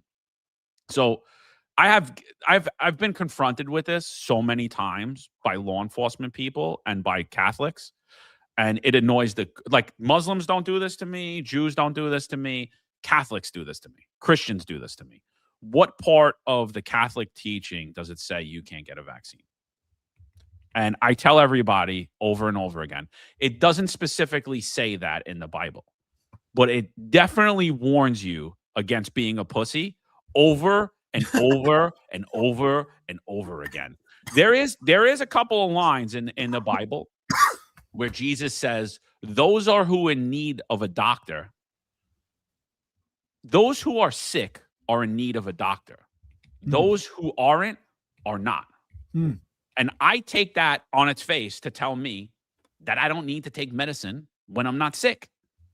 Are there other meanings to that? Yes, there's dozens of other meanings to that, if not hundreds of other meanings to that. But on its face, I take that to tell me I don't need to take medicine when I'm not sick. And I especially don't need to take medicine for something that I already have the natural provable antibodies for. Right? So right there in the Bible, in the New Testament, it tells me that. But New York City Police Department in New York City found that verse in the Bible to only be accepted and approved for religious accommodations only 6% of the times. Religious accommodations throughout NYPD history have been approved 99% of the times. When you cite a Bible verse in the Old Testament, Leviticus 19:27 or 9:27, I don't remember exactly off the top of my head, where it says, those shall not cut the sides of your head or your beard. If you cite that for a religious accommodation in the NYPD, 100% of the times you'll be approved. So where does it say that we accept the Old Testament 100% of the times, but the New Testament 6% of the time? Where does it say that in? That's a better question for you. But if you read throughout the Bible, and if you read the apostles, and if you read and you study about what they did after their life, and you read about Jesus, there's one thing you're going to see. They weren't fucking pussies. They didn't take the fucking knee. That's what it is. That's where it is in the Bible. Read the fucking book. You know, I'm glad you mentioned that, right? Because I if you remember, before Derek was sick, we would always have conversations, and I told you I'm not a religious man. I'm not a religious man. I would always say that. But I have to tell you, I think that we all need some form of religion. We do. And I know that now because when Derek got sick, I said to myself for years, I'm not religious. I'm not religious. I even told myself that. But man, when you're faced with a loved one being sick, you pray to God. You pray to God. And I did. I prayed to God every day. And I wasn't religious, but I think we all need some form of it. And I just want to say that I really do think that now. I don't think anybody should be an atheist. And I'm not saying you have to be a specific religion or be religious as far as like, but you need something. You need something. You do. Yeah. Yeah. To your point, Eric, you know, I in a lot of ways, you know, supervisors have it so much worse, you know, because me as a cop, I have ways to kind of get around poor decisions, you know. But supervisors, you know, shout out to you if you're a supervisor and you're watching right now, because your job isn't easy, and it's especially harder in the NYPD of 2026. Okay, because you're getting the crap from the bottom, you're getting your crap from sideways from other supervisors. Again, I've mentioned like you show up, you guys show up at the desk, and then the next guy before you didn't do his job. So now you gotta wonder where things are for your tour, and you still got other stuff that you got to put in there, right? So you get stuff sideways too, and you're getting crap from the top too. So your job isn't easy. So I feel for you guys. Okay, so shout out to you if you're a sergeant watching, if you're a supervisor watching, right? But it was tough. Again, I say, like, for me, I drew a line. Like, I drew a line in the sand. This is not. I'm ready to die on this hill. And I mentioned this story before that I came from Grenada, and in the 80s, Grenada almost became a communist country too, and that always stuck in my head. Like, what would I do when that moment comes? So I find it ironic that around like 2019, around that time, we heard a lot of like tough guy talk from conservatives, especially about like if America is going to become like a communist country. No, wait, we're going to stand up to this. And then many of these same people, a couple of years later, just took the shot. You just took it, when really that was that moment for you to stand up and say, no, we're not going any further. So, it was a tough decision. And like, I watch episodes of the 10-4 Tavern, which you guys should be watching too, because they're bringing us some great guests. And again, they're bringing a lot of stories to the forefront that would be lost in the pages of history.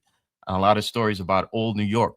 And a lot of us were kids then, and almost half the job. Actually, I think it's 60%. I forget the exact number. 60% of the job now are born in the 2000s. Or the really late 90s. So you don't even remember the 80s here. Okay. So you're hearing stories of a bygone New York, which, we might be headed to again. But these stories will be lost to the pages of history. So we're hearing these stories, and I'm jealous of these guys, because a lot of these guys had full careers, and they tell you the stories they got into, the things they did on their career. And I get jealous because, again, our careers are short, and we should all be on the job right now and continuing up the ranks. But again, it's about making the right call and looking at yourself in the mirror the next day. And that's more important than your career. It's more important than anything, because remember, you have to look at yourself in the mirror every day. And if you're not abiding by, if you're not drawing that fine line in the sand, I question how effective you are going on as a cop, right? Because again, you're haunted by that decision, and you still haven't come to terms with it. And so I think that's going to weigh on you. And I think you may not notice it, but I think it's going to subconsciously affect your decision making going forward. So that's where I'm coming from on it. I think based on observation, and John, you were saying about missing the job, this might sound funny, but I think that if we were on the job right now and we were at that scene, I think there would be two perspectives. I think we'd either be ostracized, or we'd either be looked up to, right? Because I think all three of us would have taken action. That's what we were taught. And I think we might have been ostracized because that's not what they're trained to do right now. Or they might have looked up and said, hey, that's the way to handle it. So I think that's why I say I don't think we'd miss the job. Honestly, I think more we would actually be ostracized, because we're trained completely different. And I don't think that we would be conducive to the way they're policing. I think we'd be angry all the time, because we'd be told, don't do this. And I'm sure those cops were sitting in that van fuming, like how we letting this go by? And chief is up there telling them, it's all right, go back in the park and have your fun. So I think we'd be very frustrated. And again, it'd be impacting our ability to do the job. Oh, I was super angry. 2020, 2021. I couldn't even shut it off either. I would get back from a detail. You couldn't even talk to me. I'd be like, no, everything's fucking good. And I would just go on a rant about, people would be like, what is this guy fucking crazy? Like, you know what I mean? Because we were literally, I was like, I think, I'm pretty sure it was about that. He goes, did you ever do this detail before? I'm like, I've done a ton of these, but I also did a lot of them when we were the fucking police. I don't know what the fuck this is. I don't know what this is. And they're like, all right, just take you guys, go stand back over there. Yeah, all right. Go stand over there. Fucking ridiculous, dude. But yeah, no, it definitely weighs in, dude. Like it all weighs in. You know, that was a video from the Kai Cenat riot. You see, like it's like the same difference. It's not snow, it's bottles. And that's a problem. Is like when we're talking about like why this stuff is occurring, why that could be, and it's because there is no line anymore. There's no clear. Everything is acceptable. Punching police officers, spitting on them, throwing snowballs in their face, beating up the public. Everything's okay. It's okay, guys. Just go back. It's okay. Everything's good. And it's like, no, dude, it's not okay. It's not okay. Like, I'm not okay. I'm not okay with that. Like, what if that was my disabled daughter, my blind daughter walking down the block? I'm not okay with her walking down that block. I'm not okay with her walking into Washington Square Park and fucking grown-ass men throwing ice balls off her face. I'm not fucking okay with it. I'm not okay with an elderly person. I'm not okay with anybody, a mother walking down the block. I'm not fucking okay with it. It's not okay. It's not just let's have fun. It's not. I'm sorry. Do these kids need to go to jail? No, they don't need to go to jail for the rest of their life. But people need to start spending some weekends in jail. Being arrested was the best thing that ever fucking happened to me. It was the best thing that ever happened to me. I spent a weekend in jail. I came out. I realized I wasn't a tough guy. I realized I wasn't a gangster. I realized this wasn't the life I needed. I realized I was hanging out with a bunch of assholes, and I needed to change what I was doing. It was the best fucking thing that ever happened. And we're taking that valuable lesson away from people. We're taking that valuable lesson away from kids and telling them, no, just do whatever you want. Do whatever you want to do. It's like, no, don't do whatever you want to do, because if you do whatever you want to do, there has to be a consequence. But police were always that consequence. We were that Eric talks about it. We were that tangible form of government to bring the law to you, right? We're there. We're bringing it to you. And right now, it's not there anymore. You know, there's a famous quote. It's from a cop. His name was Inspector Alexander Williams, right? His nickname was Clubber Williams. He used to crack people over the head with a nightstick, right? Corrupt dude, you know, real controversial dude. He used to police the boxing events in Madison Square Garden, and before it was in the main arena where it is now. And at one time, he was like so known, they all called him Clubber Williams, right? That was his name, Clubber Williams. And after one event, he had cracked a bunch of people in the head with a nightstick, right? He cracked a bunch of people in the head with a nightstick. A reporter goes over to him, and they're like, Inspector, why do you hit everybody in the head with a nightstick? And he takes his nightstick, and he looks at it, and he goes, there is more law in the end of a policeman's nightstick than there is in a decision of the Supreme Court. And he's right. When you think about it, you are the law embodied, right? You are the law embodied. When we're playing you want to learn the criminal justice system? We're going to learn it right now in real life. I'm going to smack handcuffs on you. You're going to go to the court. You're going to meet the judge, right? We're the embodiment of the law as law enforcement. But what happens when you take away the policeman's nightstick? That fucking Supreme Court decision means absolutely fucking nothing. Those laws put on paper mean absolutely fucking nothing. The society does not literally exist anymore. It's the mob rules.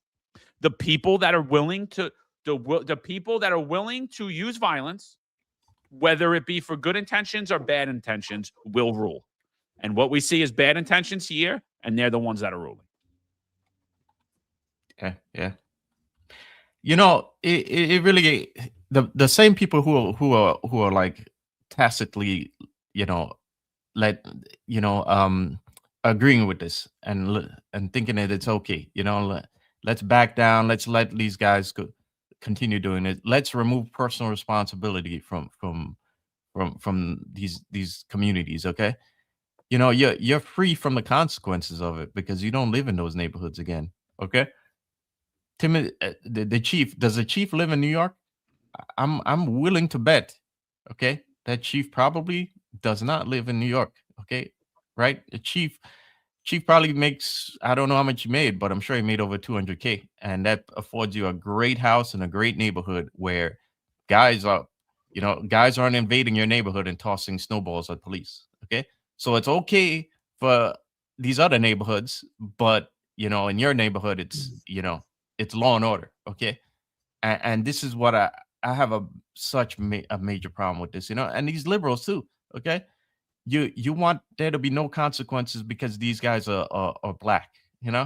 It's okay. How about they do that in your neighborhood? You'd be the first one calling for like to double the precinct manpower. Okay, you see these liberals, like in the 7-7, we used to have when we had these liberals move down from Williamsburg, right? They would move down into apartments right around the corner from Perps. Okay, and then Labor Day comes around, and you'd have parties, and these liberals would call 311 all the time about parties, like, oh, the music till 4 a.m. Okay, the people have been doing that for how long, right? You're the same ones who would complain if cops go and shut the party down, but you're also, as long as it's not in your neighborhood, but now that you're here, you want it shut off. Okay, it's like it's okay to have a no consequence society, but as long as it's not in your neighborhood. Okay, and it's just bonkers to me that that people even have this mentality. I feel sorry for these cops, honestly. I watch this video over and over and over, and they deserve better. And when I say deserve better, they deserve leadership and veterans. They need some type of leadership. And that's what I'm talking about. You don't see anyone there because they're all young on the job. You can see they're all, they look like they're in pretty good shape, most of them. But you don't see anyone taking charge. There's no veterans anymore. And it doesn't have to be a sergeant. You don't see anyone grab them and go, all right, listen, here's what we're going to do. Here's how we're going to stop this. Here's the action. We're going to flank this crowd. But they're just kind of walking around gingerly. There's no leadership to create direction. It's really unfortunate. These cops deserve better. They deserve a mission. They deserve leadership. They deserve support. They deserve backbone. And it's not about how big you are. Right? John said that earlier, right? They're the first two. They're bigger than me and John. But and I always say it's like a car, right? In order to get that engine working, the sensors have to work properly. The computer has to be the brain of your car, which is the computer, right? It's the same thing. The brain, the mindset has to be there, the vision, in order to work that engine, those muscles. If you're big, but there's no mission, there's no support, it's just useless. It's just useless size. It's not going anywhere. It's unfortunate. These guys have no leadership. I really feel bad for them, honestly. If there was, I think, again, we're very fortunate that we came on the job when we did. And we had guys like Dennis Myra and John Fitzgibbons who they weren't sergeants, but they were leaders, right? And because they were veteran cops and they guided you. Here's how you do things. Here's what you do. And you're in this situation, They don't have that. These guys don't have that anymore. I really feel sorry for them, man. I really do. So there's someone's on here that's like, what advice do you give to young cops then? What do they do here? Obviously, look, your leadership is feckless, right? Like they're losers. Like they're not there for your best interest. They're not there for the public best interest. But that doesn't mean you have to be a reflection of them, right? You are a powerful figure when you're wearing that uniform. You have a lot of authority. You have a lot more authority than the president of the United States has. You could take somebody's life. President of the United States cannot do that. Right? Cannot do that. You have a huge responsibility. You have a responsibility to yourself, first off, overall. And I get people don't want to lose their job. I get it. But your job is not safe here. You are more endangered by sitting here, chasing people, pushing people, spraying people with mace that you didn't shake up. Like the girl didn't even shake it up. She's spraying them with pepper spray. It's not working. It's like, you got to fucking shake it first. And look, I get it. You guys weren't trained properly. Here's my advice to you. Do know your job. Do it to the T. Nobody, not your captain, not your chief, nobody could tell you when to put handcuffs on someone and when not to. When someone is breaking the law, and you know that they're breaking the law because you're confident in your ability to understand the penal law and how to actually bring it to fruition, put handcuffs on people, dude. That's it. It's that simple. We used to get in trouble. You go on a foot post. What did everybody do? You brought in a collar. You put me in a bad situation. You leave me out there, I'm bringing in collars. I'm bringing them in. I'm locking the dude up. What are you going to do? Make me take him out of cuffs? Okay. But you know what? When that goes on that video and my kids 20 years from now see that video, they're going to say, hey, my dad did his job. He locked that person up. My mother did her job. She was a cop. She was out there. You know, like what do you want your legacy to be, dude? You want your legacy that it's going to be, well, I couldn't do anything because of the DAs and my leadership. If that's the case, bro, I recommend get the fuck off that job then. You know what I mean? Like, that's it. If you're not willing to deploy the resources that you have available to you, don't do them. If you don't want to deploy your handcuffs, if you don't want to put pen to paper, go to a different agency or maybe leave law enforcement. Doing this is dangerous, dude. Eric talks about it here. Somebody's going to die. It's not a matter of if anymore. It's when. And we've already had people die, and I don't want to go on line of duty deaths and talk about all the fucking ways they could have been avoided. But this is dangerous, dude. This is not keeping you safe. This is not protecting your career. It's not. Sorry. It's just not. Doing nothing is not keeping you safe. You know, and so, like, I got to be honest. I don't tell anybody to ever leave the NYPD. I talk to everybody that vests out. I talk to, I'm like, why are you leaving? What are you leaving for? Why are you leaving? I talk to kids that want to go on the job. I tell them go on the job. You know, have a backup plan. But like, this is it's not okay what's happening. The other thing here is, like, it's clear, it's obvious that SRG wasn't called in, right? SRG, this is what they do. It's clear and obvious that they weren't called in. And why? Because Zohar Mamdani has said that he wants to get rid of SRG. I just want to read something. Kid in SRG had sent me this, and it's been sticking with me for days. Like, it was yesterday, but it's been sticking to me for a little bit now. And I just want to read what he wrote, or she. Actually, I actually don't even. Where is that? Come back. Well, we'll come back around to me, but clearly, in your opinion, if you were the chief at the scene that day, would you be bringing SRG? Should SRG have been called on the scene? Yep. It's what we've done for years. You know, now they weren't called SRG back then; they were called Task Force. But this is what you do: you call a mobilization. And mind you, I was never a supervisor, okay? But I'm telling you, this is what was done. You call a mobilization, you get some extra cops in there, and you shut the party down. That's it. That's the end of it. They screwed up. They turned. I guess what they believe is fun. Again, I think it's loser stuff, you know, and it's lame. But they're having snowball fight. Okay. So 911 was called. We responded to a job. Snowballs were thrown at the cops. They couldn't do their job, and things have escalated. So now it's time. No more party for you. We shut the show down. Okay.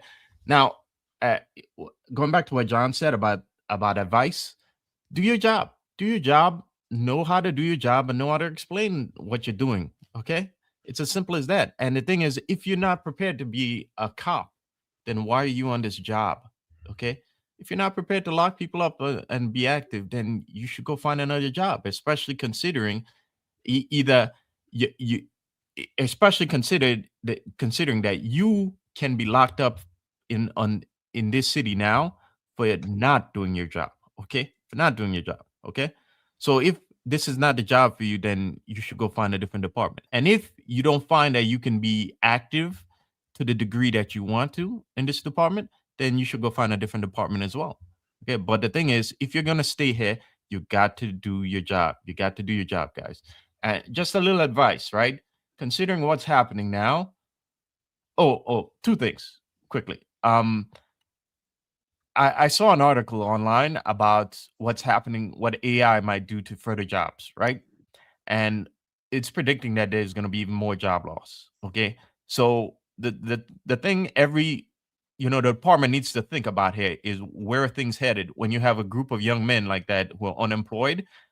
Again, if they were working, they'd be at their 9 to 5 right now rather than throwing snowballs at each other in the midday, right? What's going to happen in the future with even more unemployment, okay? And disaffected young men who have nothing to do, okay? It's something you have to think about. And I believe to a certain degree, they're already thinking about it with this expansion of the surveillance state, okay? But I just want to say that doing your job and setting boundaries needs to be done as this happens further and further. Otherwise, you're going to get more problems in the city. Okay, but one other quick advice: considering we're seeing more stuff being thrown at cops, and this has been going on for a while now, right? I would suggest keeping a pair of shooting goggles in your pocket, right? Now there are many other kinds of goggles, but just keeping it on your on something that's that's small enough that you could keep it in a pocket just in case things go sideways. You can't keep your helmet in your pocket, okay? You can keep it in the trunk of your vehicle, right? Like it's supposed to. But sometimes things may go sideways quickly and you can't run back to the RMP and get it. I would suggest you have one of these on you in the event that they start tossing things at you, just to protect your eyes, which are, again, you don't want to be discombobulated. You don't want to be disoriented because, again, everything is a gun run because you're carrying the firearm on you. So, John, I think you gave an awesome answer in response to that question about what's your advice to the cops. I think it was great. It's a great answer. And for myself, my response is this. I think you have to be all in or not.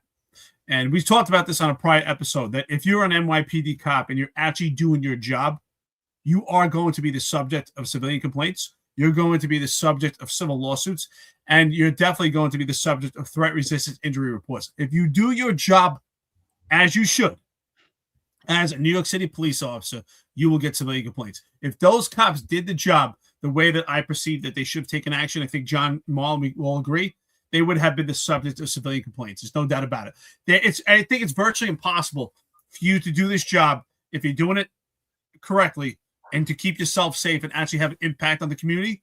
You're going to be the subject of those things I just said. So you have to either accept it, that you will be the subject, and unfortunately your record will be tainted, and stay with that career, or don't go in at all. And that's my advice. If you're going to be an NYPD cop, if you're going to do your job properly and put yourself in those positions to keep yourself safe, your comrades safe, and the community, and actually make an impact, you will be the subject of civilian complaints. That will be on your record. If you don't want to have that, if you're concerned about your name being tainted, you shouldn't take the job at all. Because if you're doing this job and you're not getting civilian complaints, you're not the subject of any civil lawsuits, you're not doing the job. That's the reality. Especially in this environment, there's no way that you're placing handcuffs on potential persons of interest or subjects. There's no way that you're doing the job as you should, and you're not getting complaints. It's just virtually, I think, in this environment, it's impossible. Dude, but here's the thing, right? Here's the thing that, like, what they're missing the mark on. They think they're not getting CCRBs for not doing anything either, when they are. You pushing that person, you got a CCRB. The girl spraying someone that she didn't shake up the can, she just got a ton of CCRBs, dude. It's like you were getting it anyway, but now you don't even have the justification to back up why you did what you did. So Nin has a hard time understanding things because he wasn't a good cop. He was actually a terrible cop. I think Eric Adams might have been a better cop than him. So he's got a hard time. He's telling me that I'm telling you guys to disobey your leadership. I'm not telling you to disobey lawful orders that are given to you directly. I'm telling you that I got told a lot of shit when I was a cop, and I said, yeah, no problem. And then I went out and did whatever the fuck I was going to do anyway. Right? Because, like, that's what I'm telling you. I'm telling you that sometimes, the majority of the time, the person that's the boss isn't actually the boss or a fucking leader. Right? I'm telling you that I've been on scenes where I'm like, walking up the stairs and my sergeant has a gun in his back, and I'm like, in my back. I'm like, what the fuck are you doing, dude? Put your fucking gun on the floor. I don't have to keep my mouth shut because you're a sergeant. You know, like, I don't have to keep my mouth shut for that. And there's times, look, we're going to take it easy tonight. Okay, yeah, we'll take it easy tonight. No problem. And then guess what? You turn the block and someone's holding somebody up at fucking gunpoint. You're not taking it easy up just because your sergeant told you. You're locking someone up. Oh, don't do anything. Okay.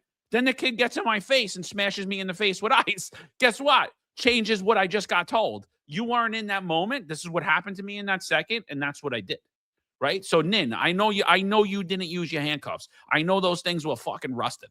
I know you didn't know how to do the paperwork and you didn't know how to vouch you. But when you're a cop, your job is to lock up bad guys. You remember we played cops and robbers as kids? Remember that? Remember that? We didn't sit there and fucking get abused by the robber. We arrested them, put them in handcuffs. So listen to what this kid in SRG says, right? Because they're clearly not there. It was intentionally done from Chief Timmy Bodette and N1 Police Plaza and Jessica Tisch. So you're not that protective Jewish mother, because if you were, you'd be on here screaming about it. And if you were, you probably would be going to daddy, and you would have made sure that you would have backed Curtis Sliwa and not fucking Zohran Mondani. That's for sure. And definitely not the father of bail reform, Andrew Cuomo, and definitely not that corrupt fuck, Eric Adams. Right? That's what you would have did. You would have said, you know what? I'm going to change. This city's headed in a bad way, and we're going to change it. But no, we got to keep the grift going, right? We got to keep the grift going. This is what this kid in SRG says. Well, SRG is becoming a shit show right now. The unit pretty much feels like being the last of an employee of a store that's about to close down permanently. At the protest, they're trying to tell everyone else to keep a low profile, stay out of the way, disappear. Some of us SRG guys used to wear masks to make it harder for 58 to track us, but they told us no more masks. Right? And then he goes on to say, they're saying they're going to change the name of the SRG by the end of March, but we all have the feeling we're about to get screwed.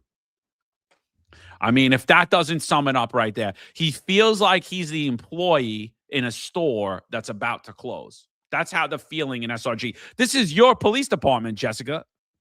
This is your police. This isn't Zohran Mondani's police department. This got your name all over it, woman. Right? This is you. You decided, right? We talk about leadership. It's not just the sergeants, not just the lieutenants. It's not little Timmy. It's you too. It's you too. You aren't a cop. Guess what? You're not a man. I still hold you accountable. I still say, you wanted to be that leader? You wanted to be that Teddy Roosevelt figure? So do it. Don't just do it in the fucking headlines. Do the job. You're a billionaire heiress. You don't even need the fucking job. Tell these people what it is. Yeah. So you mentioned she gave a speech at Comstat. Now, my thing is that you gave a speech, but what's going to happen next time? You know, were the supervisors told that they have to take action on this for next time? Like what's going to happen next time? Because the summers are right around the corner, and again, there's a lot of unhappiness, especially from the youth right now. So what are we in for this summer? Are we in for more Kais and not Union Square? Also,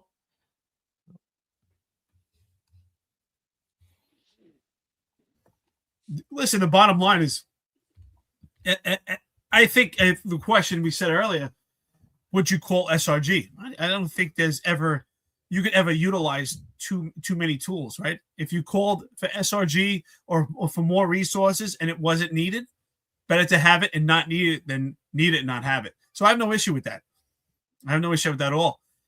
I think that I just really, honestly, I just think there's complete emptiness for these cops right now. I feel sorry for them. And I think, John, you brought up a great point that actually they put themselves in a position where it's actually where those CCRBs have a better chance to get substantiated because they didn't close the deal. Yeah. Right. Because you have, when you're using force or any type of action or response, there has to be a mission behind it. What is the goal? Right. And that's something that I would always express and articulate, which is why I would beat CCRB constantly. Is because when I utilize force or utilize resources, there was a mission and a goal behind it, right?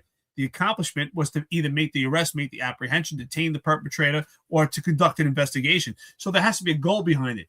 You're spraying people with a purpose, but what is the purpose? The purpose was to maintain order and to place someone under arrest and to stop that threat that was advancing towards you, to stop that mob. So definitely, they actually put themselves in a position where they have no ammunition to fight against those civilian complaints. So that's a great argument. And that's my point. If you're doing your job, you're going to get civilian complaints either way. So you have to accept that. Either go all the way in and understand that the next 20 years, your name is going to be tainted, and it may be tainted forever, unless there's ever, unless we ever make some footing and there's a clean slate for cops. You have to accept that or enter another law enforcement agency. And I think right now, I would hedge my bets. My recommendation to cops, I think go to a small town. I think right now, if from my experience traveling the country, if there's anywhere right now where there are cops still having some support and backbone, that's some small towns throughout the country. Go to a small town. I think, and I hate to say that, right? I think the NYPD was once the go-to policing, but my recommendation is to go to a small town. Sick, bro. But like, and then I don't know. I don't know what the right thing is. Look, everybody's different. Everything's different. I don't want to tell people to leave the job. I don't want to tell people not to take the job. It's fucking bad, dude. And it's bad in a lot of places, bro. And you could leave the NYPD and come to Florida and have some fucking cuck as your sheriff. So don't think that like, like I see the politics here too, bro. Like, I like the Jacksonville sheriff, but like they're politicians too, dude. They're like, you know what I mean? Like they're not perfect. You know what I mean? It's not like, oh, yeah, it's America and you're not going to have no problems. Like, the NYPD offers a very lucrative salary and a very lucrative pension. But it's a rough life, dude. It really is. You're going to age in fucking dog years in the NYPD. And you do. I mean, look at us, I know you can't tell. Hey, but, I still got hair, bro. I still got it. It's like, it's rough. Like it's a rough go at things. But look, you know what the best thing about being an NYPD cop is? Being a retired NYPD cop. Oh, I'm with you, brother. Fucking, like that's I think that's the goal. That's what a lot of people come on for. But that's not what keeps them there. We explored that with Kenny Quick and that study that he did with members of the NYPD. But at the end of the day, when you look at this, right? The mayor the entire time was basically mouthing to Alvin Bragg, like, hey, don't prosecute these kids. Hey, don't prosecute these kids. He doesn't know what he's talking about. He cites his opinion here, not the law. He clearly is not well-versed in the law. Here's Mayor Zohran Mamdani when it was determined that they were still going to arrest these kids. Now, what I saw yesterday in these videos was a snowball fight that got out of hand. I believe that our officers, just like any city workers, deserve respect. And, once again, I think these are the views that I've shared both kind of in public as well as in any conversations I've had. So Mr. Mayor, are you willing to revise your statement regarding the snowball fight, given that this was not exactly a friendly back and forth snowball fight? The police that were there were not throwing any snowballs. They were getting pelted themselves. And number two, have you considered or would you consider banning these crowdsourcing events because they can and sometimes do get out of hand?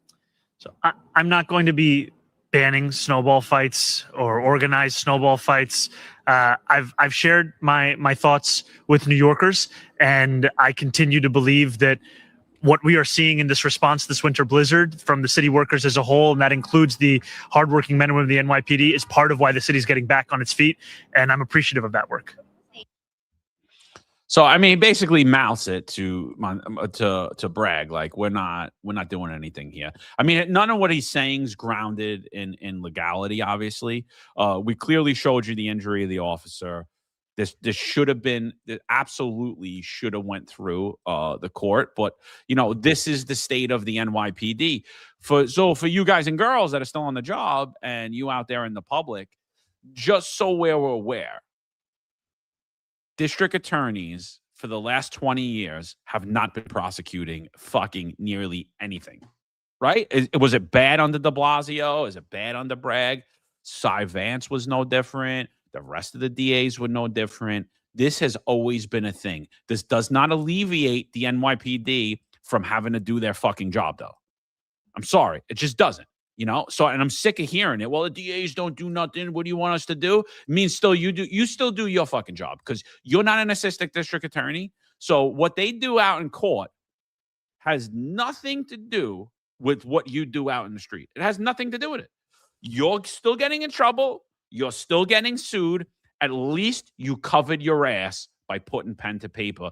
And look, I remember clear as day sitting in Queens College, and there was a lieutenant up there, and he said, whatever happens in the district attorney office doesn't matter. You do your job. They're going to throw out cases. It's not for you to worry about. You do your job.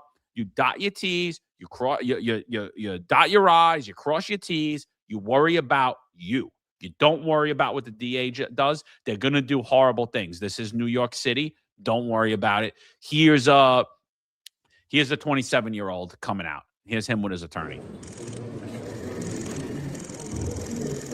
Did you put rocks in the saddle?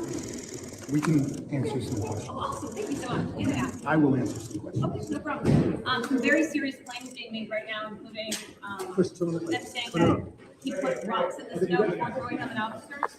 This is the first I'm hearing of rocks in the snow. I don't know where you got that from. There's nothing in the criminal complaint that says that. You've mentioned in court that you felt this was politicized. How's it been politicized? I think it's obvious to most New Yorkers. I think the police have an issue with the mayor of our city. I think they're taking it out on Mr. Koulibaly. They want to pick a fight with the mayor. I don't think this is the way they should be doing it. From what I've seen, there are not many things that the mayor and I agree on. I'm not the biggest fan. However, I did see the videos, and my client, according to them, I haven't seen a specific indication that my client was throwing a snowball. But going based upon what they said, that they have an indication that he actually threw a snowball, that's all it was. There's no information that there were rocks, that these were ice snowballs. The police went so far as to charge him with a C violent felony. Okay. Does that raise a due process issue in your view that other people are getting similar charges? Well, I don't think that's a due process issue. I think it's selective prosecution. I don't know how they decided on Mr. Koulibaly. Frankly, we're not there yet. All I can go by is what I heard in the courtroom and what I have in this criminal complaint. And thankfully, So, all right, we don't need to hear all of it, but he's the victim. That guy's a slime ball. Wait, did John freeze? I think so. Yeah, it certainly looks like I don't know. You know, I was looking more, and I'm like, did John freeze? And that's just like an angry look. My back? Yeah, you're back. I can't blame Eric for that one. That was me. Yeah, that was you, dude. We didn't know if you froze or you just had like a long angry look. Like, what's going on here? I know, no, it's me, but you know, that lawyer is a slime ball, man. Just a total slime ball. They're treating this guy like he's a little boy. He's a grown man. So look, I'm like, you're an idiot. You're out here throwing snowballs. Go get a job. You're a dummy. Yeah. So, I was just doing a little background into it. Just a quick aside, doing a little background into the group behind the snowball event, and you know, something I was wondering myself is if they were related to any of these other big events, and apparently they are related to the SantaCon that happens. Yeah. SantaCon is, you know, that whole you know, everyone shows up dressed as a Santa and then does a bar crawl. But they've been doing these events seemingly since this started in the late 90s, and this has been a thing now. But the reason why I looked into it, because I found his response a little odd, you know, and that I have this theory behind all of this, that the reason why they, you know, the city's okay with all of this is because it lets these young people get their energy out. Otherwise, they'd be really frustrated with you know, their lives in the city and how things are so expensive. And, you know, the city's really no longer is a very welcoming place for young people to, you know, kind of advance ahead. And I just think this is another one of these, this is another distraction for them to, you know, divert all their anger to, rather than, you know, government. So just a quick aside from that. Well, I just think our society is weak, man. I can't believe that we keep referring to a 27-year-old man as a kid. I mean, we have 17-year-old boys that joined the military. We have 17-year-old boys right now who joined the military, any branch, and are operating $1 million equipment, and they're held accountable to be men, and they can't even vote yet. And we have a 27-year-old man who's got the right to vote, and we're talking about him like he's some little kid. He's close to 30 years old. Absolutely ridiculous. This is sad. This is not just him. It's not isolated. This is society. Yeah, dude. And you know, like, the thing is, like, he'll be back out there doing his streaming shit right after. You know what I mean? Like, he'll be out back breaking the law because there's no line. That's it. You know, so we've lost it. We totally lost it. Yeah, I mean, look, there was a lot of news that happened this week. There was a NYPD detective who was found with a meth pipe in his pocket in a hotel, having a fight with a hooker. Things matter, man. Things matter. And that was my argument originally with the whole mandate is like, I'm like, look, dude, you're keeping all the guys who have no problem lying to you. You're keeping all the guys. You're getting rid of all the fucking guys that are telling you the truth. You're getting rid of all of us. It's going to have a fucking consequence. It's going to have a fucking consequence. Like it is, and just to back up. And then, the thing that really woke me up to it, that really fucking angered me is you got to remember the mandates 2021, right? It's the fall. It's the height of the Black Lives Matter movement. And you know how I feel about DEI. I think it's all bullshit. I thought the Black Lives Matter was all bullshit. I thought it was a white leftists pulling the strings, in creating, sowing the seeds of division. And I had all these women lined up outside of my door, minority women, single mothers. First time they're getting a job in the city. They live in the projects. They're trying to get out. They got a city job. They're going to have health benefits, a pension, and they're really trying to get ahead, right? Trying to get ahead. And they're coming in my office crying. Lou, I don't want to put this in my body, Lou. I don't want to put this in my body, but I don't know how I'm going to feed my kid. And you know what I said to them? I said, remember that when they tell you Black Lives Matter, because they're putting your fucking back against the wall and they don't give a fuck about you, right? They're doing it to the impoverished. They're doing it to the middle class, and they're doing it to the poor. And they don't give a shit if you're black, if you're white, if you're Jewish, if you're Muslim. They don't care. We are the working class. They're bringing it down on us, and so it was, I was flipping out, dude. I was flipping out. I was telling everybody, we're men. We're fucking men. We're doing this to women. I feel like fucking Harvey Weinstein. Oh, you got to put this in your body to keep your job. I'm like, we're fucking men. We're not men. We're not men. Would you ever do this to a woman? Would you do this to your mother? Would you let another man do this to your fucking sister? What are we talking about here? And then all the guys that were like, oh, no, everything's good. Everything's good. No, everything's good. Just do it. Everybody else is doing it. What's the big deal? Blah, blah, blah, blah, blah, blah. And it's like, yeah, well, look, you got a fucking detective smoking meth, banging hookers, and you guys don't even know about it. Oh, wow. Or maybe you did. Maybe you did, because you know what? Maybe a lot of people did. Yeah, but John, he's vaccinated. They didn't say nothing. They didn't say John, nothing. he's vaccinated. It's okay. But the thing is, like, they didn't say, like, when you start to just disregard what's wrong, you're going to do it for everything, dude. It's not just a mandate. It's not just the knee. It's not just DEI. It's not just the bullshit legislation. It's fucking everything. It's corruption. It's fucking everything. It's watching people slide. It's watching people fall into bad things. You're not going to do anything. It's watching your employee get drunk every day at work and then go out and fucking kill somebody and shoot them or paralyze them and destroy their life. And you did nothing because you weren't a cop. You weren't a supervisor. You weren't a fucking human. You were a robot. Like, that's what's happening is with just everything. Everybody's got the blinders on. No, Eric Adams wasn't corrupt. Marjorie wasn't corrupt. Shell wasn't corrupt. These guys, everybody's good. Everybody's good. Jessica Tisch cleaned it all up. It's like, no, nothing was cleaned up. Nobody was held accountable for it. You fucking pinned a couple of people, and that's it. And you just tried to, it was all damage control. It was all just getting shit out in the media headlines. It had nothing to do with the reality of it. Same thing now with crime. You're out there. You're an NYPD cop. You're fudging numbers. Your boss is going out, lying through his teeth to the news media. Crime's down, crime's down, crime's down. No, it fucking isn't. And who gets affected by it? You do. Your mother does. Your sister does. Your kids do. Your wife does. Your grandmother does. The city that you claim to love does. The department that you claim to love does. They all get screwed because, hey, you know what? Hey, look, crime's down. Everything we're doing is working.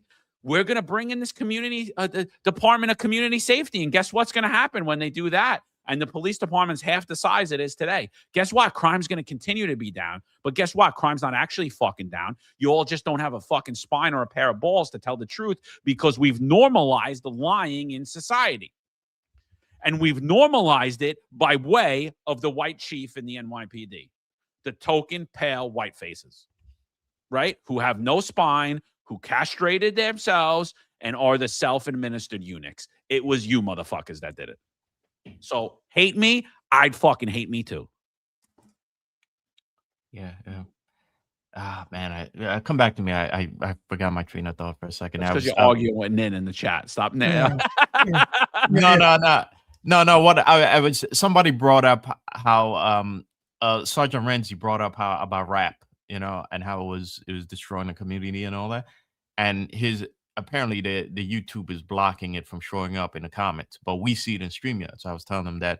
But I just went down that rabbit hole because it's part of the package of media and media driven by a left elitists who have removed responsibility from again, first they started with the Black community and now it's all of America. You know, you remove personal responsibility and consequences from actions. And I was just trying to relate how the music and pop culture went sideways, especially when it comes to rap music, because there was a point in the early 90s and again the 80s where it was fun. And then it went sideways, and you know, this whole gangster stuff became is what led us down to led us down to where we are with drill music and the state of certain communities in America. So just a little aside. Come back to me though. I was gonna mention something specifically about what you said, John. No, and listen, I think 2 hours and 50 minutes into it. If you're still here with us, like, share, and subscribe. We appreciate it. Friends and listeners in the chat, awesome. Even trolls. This is a conversation that could go on for days. I think that what we showed is that this is something that happened over time. This cultural shift of legislation, no leadership, no support. It took years to get here, and it's not just under Zohran Mamdani. And as John said earlier, and so did Marlon, it happened with former Mayor Bill de Blasio. Things happened under Eric Adams, and now with Zohran Mamdani. And they're just progressively getting worse and worse. And people are redirecting their attention towards Zohran Mamdani. And I think you have to look at the leadership of the NYPD, the oversight, the legislation. I think Zohran Mamdani is just a placeholder in this. And you can't blame him. He's appointed by the people. He never pretended who he is. We know exactly who he is. This system is really weakened by the leadership. People like Timmy Baudet, he's the problem. It's people like him. It's okay. It's no problem. That's the problem. That's who I have biggest opposition with, and that's who makes me bitter. It's the leadership of the NYPD. People like that. You've been in that position for almost a decade, and you're still praying somehow. You're still clawing away like, I'm going to get that star. I just got to get one more. It's never enough. And that's the problem with these guys. It's never enough. It's one more star. It's one more unmarked car I could get. It's one more free dinner. It's one more party. It's one more position. You know what? Fuck you. Because those cops were getting pelted with ice, and then you got there and said, it's okay. Shame on you. Coffee and donuts. Let's do it, brother. Yeah. Quickly. I remember now. I was going to say. Oh, I struck a chord there. Yeah. No. It's just the same thought. I was thinking, I never want to hear people who claim to be like, you know, they'll talk about certain issues, certain civil rights issues, and they don't want to. There's a certain talk they don't want to touch. They never talk about. Okay, even though it's the biggest civil rights issue that has happened in the last certainly I believe in the last maybe 20 years. Okay, you don't want to talk about this, even though this was the biggest fight. Then there are others who you'll talk about labor rights and we're protecting the unions and all that, and you don't want to touch that certain issue. Okay, then you have even the lawyers who they talk about and they don't want to talk about that specific issue. And we all know the issue we're talking about, the mandate. They don't want to touch it. So I never want to hear these people again, and I never want to hear bosses, the tough guy talk. And when it comes time to draw the fine line, you scurry about, you run and hide instead of standing up and doing what you're supposed to do. I just think these people need to just shut the fuck up already, okay? Because you don't have the balls to do it. You're all talk, okay? You're all talk, and you're all pussies when it comes to actually doing what you're supposed to do. Okay. I agree. Well said, brother. Amen to that. Yep.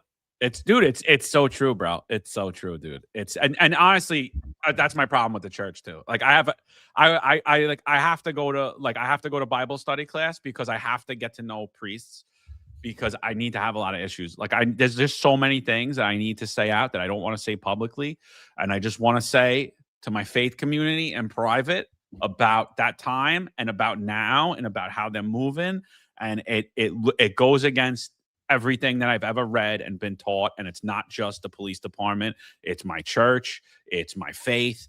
I'm watching it. It's men, I still say it all the time, like someone put a post out, who disappointed you the most in 2020? And easy answer for me, men.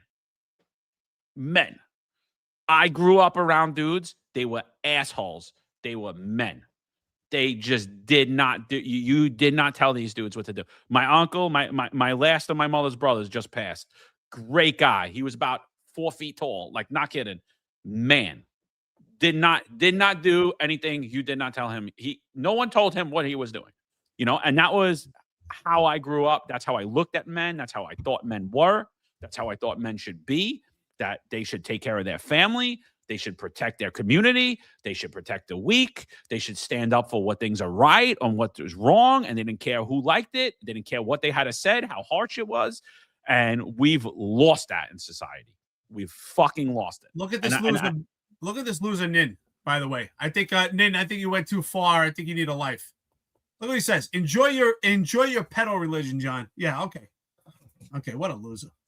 And that's just the thing, like people like him, like screw him. Like, he's just mad because he claims he's a civil rights lawyer, but he's a fucking race hustler.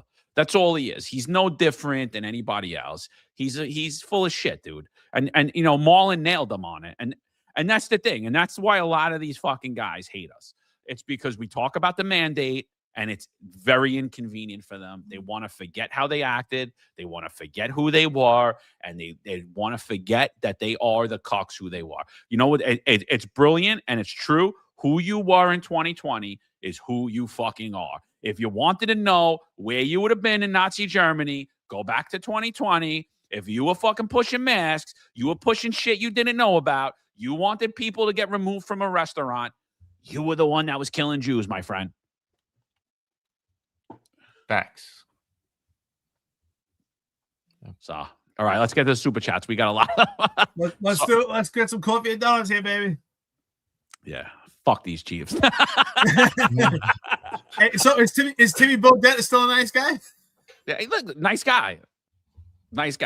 Ballless, yes. Yeah. Nice guy, yes. How many nice guys in the NYPD? A ton. Ton.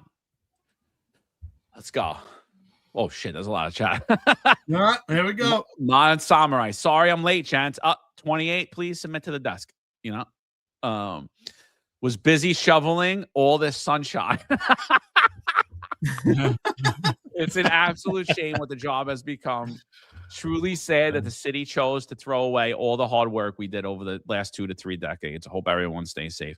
Yeah, I mean, and again, I personally think it's been a long time coming. They threw this shit away. We're on 13 years now. This isn't Zohar Mamdani's mess. He's just bringing it further. He's just driving the car now. He's driving the car down the hill. He's picking up right where Adams left off. Mon and Samurai, thank you, brother. We appreciate the coffee donuts. Absolutely. Spot on, bro. Yeah. And he's sneaking off to go visit Daddy Trump, too, so that they could give you some luxury hotels, sneaking just like Adams, just like a little sneak rat, just like a little sneak rat like Adams is. He's not the big Trump fighter no more, are you, little Zoran? Yeah. Like a little magician off to Washington, D.C. to go see Big Daddy Trump. Yeah, wonder who's gonna build all those apartment buildings. I wonder. Do we know any builders? He's clicking his heels right now. Click. Yeah. Was Eric there or little Donnie? Yeah. Where's my boys? Yeah. Those are luxury apartments will fix the Bronx when it rains again and it floods the South Bronx, or when you have these manholes exploding like yesterday, like 2 days ago in Manhattan. All this infrastructure is going to be fixed by the luxury real estate, right? Okay. So, bro. Oh yeah, it's important, bro. It's important. Luxury real estate over infrastructure, right? Oh yeah. electric buildings over infrastructure. Yeah, it's gonna work out. It's gonna work out. Yeah, don't worry. Everything's gonna be good. All those hybrid cars are gonna have a place to get their electric. Yeah. All the people with their Elon Musk cars. Yeah. When the Bell Parkway collapses, they'll not the belt. When the BQE collapses, they'll blame it. It was because of the budget deficit. No, it's because you're a fucking idiot. Like, that's what it's because the shit should have got fixed under de Blasio, and no one's even looking at it. You know. NYPD 8311 says goose name. Given that name at birth, no father around to slap him and teach him self-respect as a kid. 3, no NYPD cop allowed to teach him respect for authority as a teenager. Now he's society's problem. Look, he's working, you know. He's gonna be a YouTuber, you know. Yeah. He's gonna be a YouTuber. Like, dude, go get yourself a fucking career. He's 27 years old. He doesn't even have a resume. His resume is YouTube content creator. Yeah. This shit's a hobby, bro. If it takes off for you, good. Maybe I know some people make careers out of it, but I wouldn't fucking bank on it, dude. I would have fucking back on it. Yeah, and for all those liberal elites, he's gonna be your problem too, because he's gonna come to your neighborhood. Okay, right? So it's all you don't have a wall built around your neighborhood. Okay. No, yeah. I mean, I'll 100% invite him to the City Hall snowball fight. You know, we'll reach out to him via YouTube. You know. So it's told to you so back when. Preach, John. Preach on the vaccine mandate. You win. You know, fuck it. It's all related, dude. It's all related. Everything's related. I told you so back when. Thank you so much. Always hitting us up. I appreciate it. Matt O'Brien, baby, $50. Thanks, Matt. Appreciate you. Yeah. Great podcast. Thanks. Anti-cops in the chat got riled up. Yeah. Yeah. It's crazy, dude. It's Who's nuts, that? Matt O'Brien? Yeah, thank you, brother. Matt O'Brien. Appreciate Yeah. it. Thanks, brother. Love you, Donis. Appreciate you. Big Hamza, $10. He says, as a brother of two police officers, one of whom comments on this podcast often, I'm pissed off beyond belief. Thank God I moved out of the Bronx 15 years ago. Democrats and DEI are destroying New York City. Appreciate you, brother. I mean, I totally agree. I think they're destroying the state. But honestly, I think we got to stop like labeling it out like that they're Democrat or they're socialist. I'm going to say all of these motherfuckers, every single one of them, the Republicans, everyone.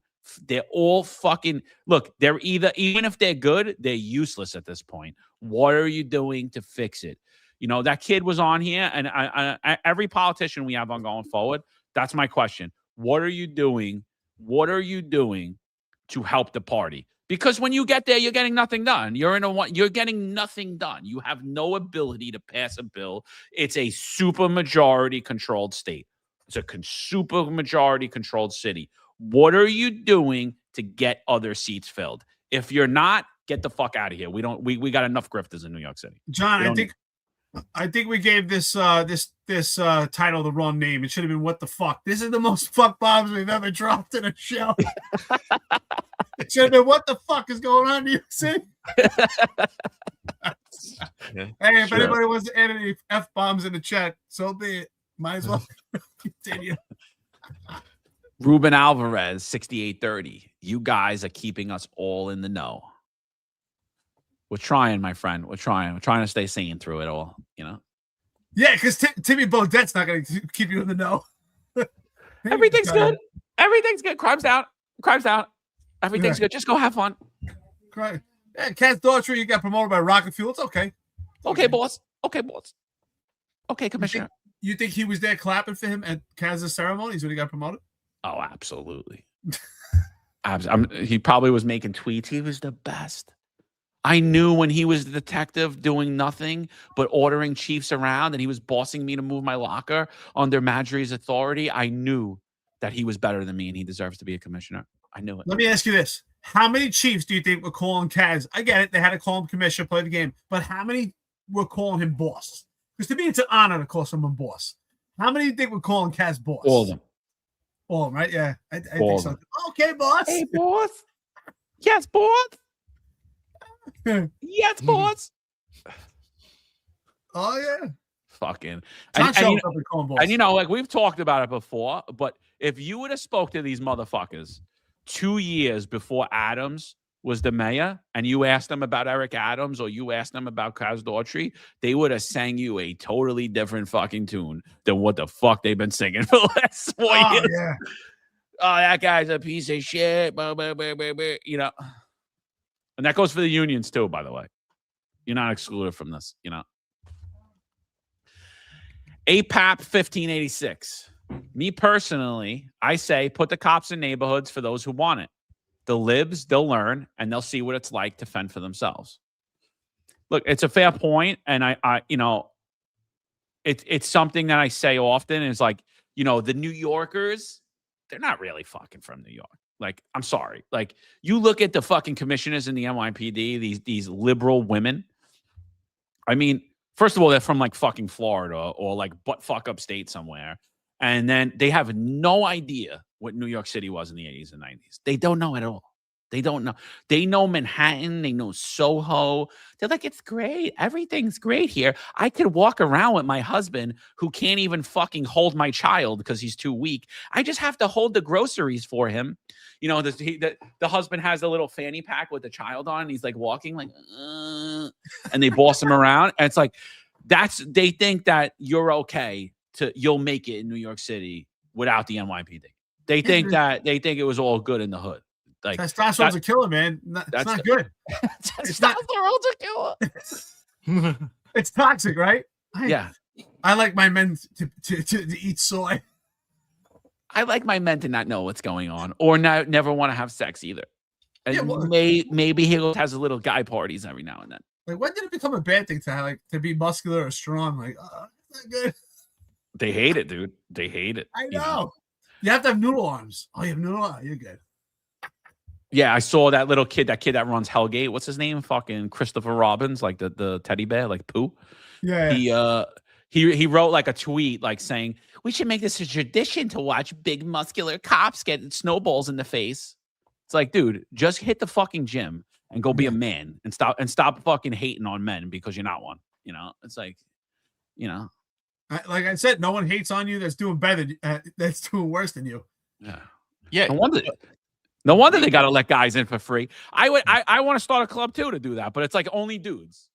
Like only dudes. Like, oh, you? Nah, you're not coming in. Get the fuck. Well, who said it? Someone said it earlier. Like, what's even a chick anymore? Half these guys are built like girls. Yeah. You know, you walk in, you're a dude, you're wearing Birkenstocks, get the fuck out of here. You got Crocs on, you're not welcome. Get the fuck out of here. You know, like, I gotta laugh. Nin says, Eric, it's bad to be muscular when it comes with the personality like yours. Hey, you're still here, brother. You're still here watching. That's the funny part. 3 hours and 5 minutes into it, and Nin's still here. Thank you for watching, brother. Thanks for being a fan. If you want, we can send you a gift for being a fan, but you're too afraid to expose yourself. No, the thing is, Nin, like a lot of black men, they have homosexual tendencies, and you know, it's just, you know, the traditional. What do they call that? What do they call themselves? The American, you know, and they hide it through pushing the fucking thing. So it's all right. That's why he hates men too. You know, that's all right. That's all right. Nin, as long as you're doing the pushing, it's a manly act. It's okay. There's a lot of gay white guys too, but they just admit it. You know. That's the difference. They just Nin's not gay. Nin's not gay. His boyfriend is, right? Yeah. John, stop calling them berry pickers. They don't even bring back fucking berries. They don't even bring back fucking berries. Worthless. Yeah, I mean, he's talking about what I said yesterday about the Chiefs. I said that it's a disgrace to Native American culture, and it is. I really believe that. If we were in society, the overwhelming majority of these motherfuckers would not be called chief at all. You know, they'd be picking berries with the women. That's it. It's that simple. You know, we just don't live in a competent society. We reward incompetence. We reward failure. We reward compliance. That's it. We don't reward competency. We don't. Miles Super Sticker. Thank you, brother.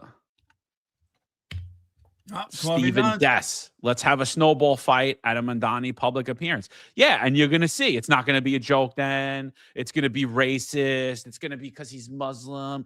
It's assault. It's battery. It's white supremacy. You know, it's going to be a totally different scenario. Were those white snowballs racist? Gotta be careful. Black ice. That might be racist. It's a fucking joke. All these white Jewish women, like, it's a snowball fight. All right, let me smash a snowball off your face. But tell me it's just a snowball fight then. You're going to be crying. My husband couldn't do anything. He would have, but he couldn't. Yeah. Then it'd be a hate crime. Then it'd be a hate crime. Yeah, it would be a hate crime. It would be, it would be anti-Semitism. My husband's better than that. Yeah, my husband's better than that. He's civil. He would shovel the snow, but he just can't push any of the snow. He's got a bad back right now from holding. He's got arthritis. He's got arthritis from his college years. APAP 1586. No, I should go to work to be someone's punching bag. Someone hits Mondani with ice now. The cops know not to arrest that person. Greatest show. Spot on. It's not a crime. He said it, right? It's not a crime. Yeah. So you know what? Can we call? Hey, listen, that mob, when you get a chance, can you throw some snowballs and so right? See what happens. Sleepy Joe's, Manhattan, over 90% Dems, 90X, just a bunch of scholars conducting physics experiments, requesting 63. Look, that's the main problem in New York City, I think, and you nail it right here. Manhattan's 90% Dems. They control all of New York City. They control all of the state. They even weigh in on national elections because of how overwhelmingly Manhattan decides these elections. And it's the Manhattan mindset, dude. I say it all the time about Tish. It's the Manhattan mindset. It's that, well, Manhattan's clean. It's like, well, not everybody can fucking afford to live in Manhattan, lady. Yep. Not every place is like Manhattan. They don't get all the good service. You see what you guys did to Staten Island? You see what you did? The people that pay the taxes, the middle class that go to work. You see how Staten Island looked the last 3 days after the storm? You see that? See what you did? Why? Because you took all the resources. It's Manhattan. It's Manhattan. Manhattan's good. Yeah. Listen, as far as I'm concerned, other than Harlem and the Lower East Side, most of Manhattan, to me, was not the real New York. It's like the outer boroughs, And to me, Harlem and Lower East Side was kind of like the outer boroughs for Manhattan. Well.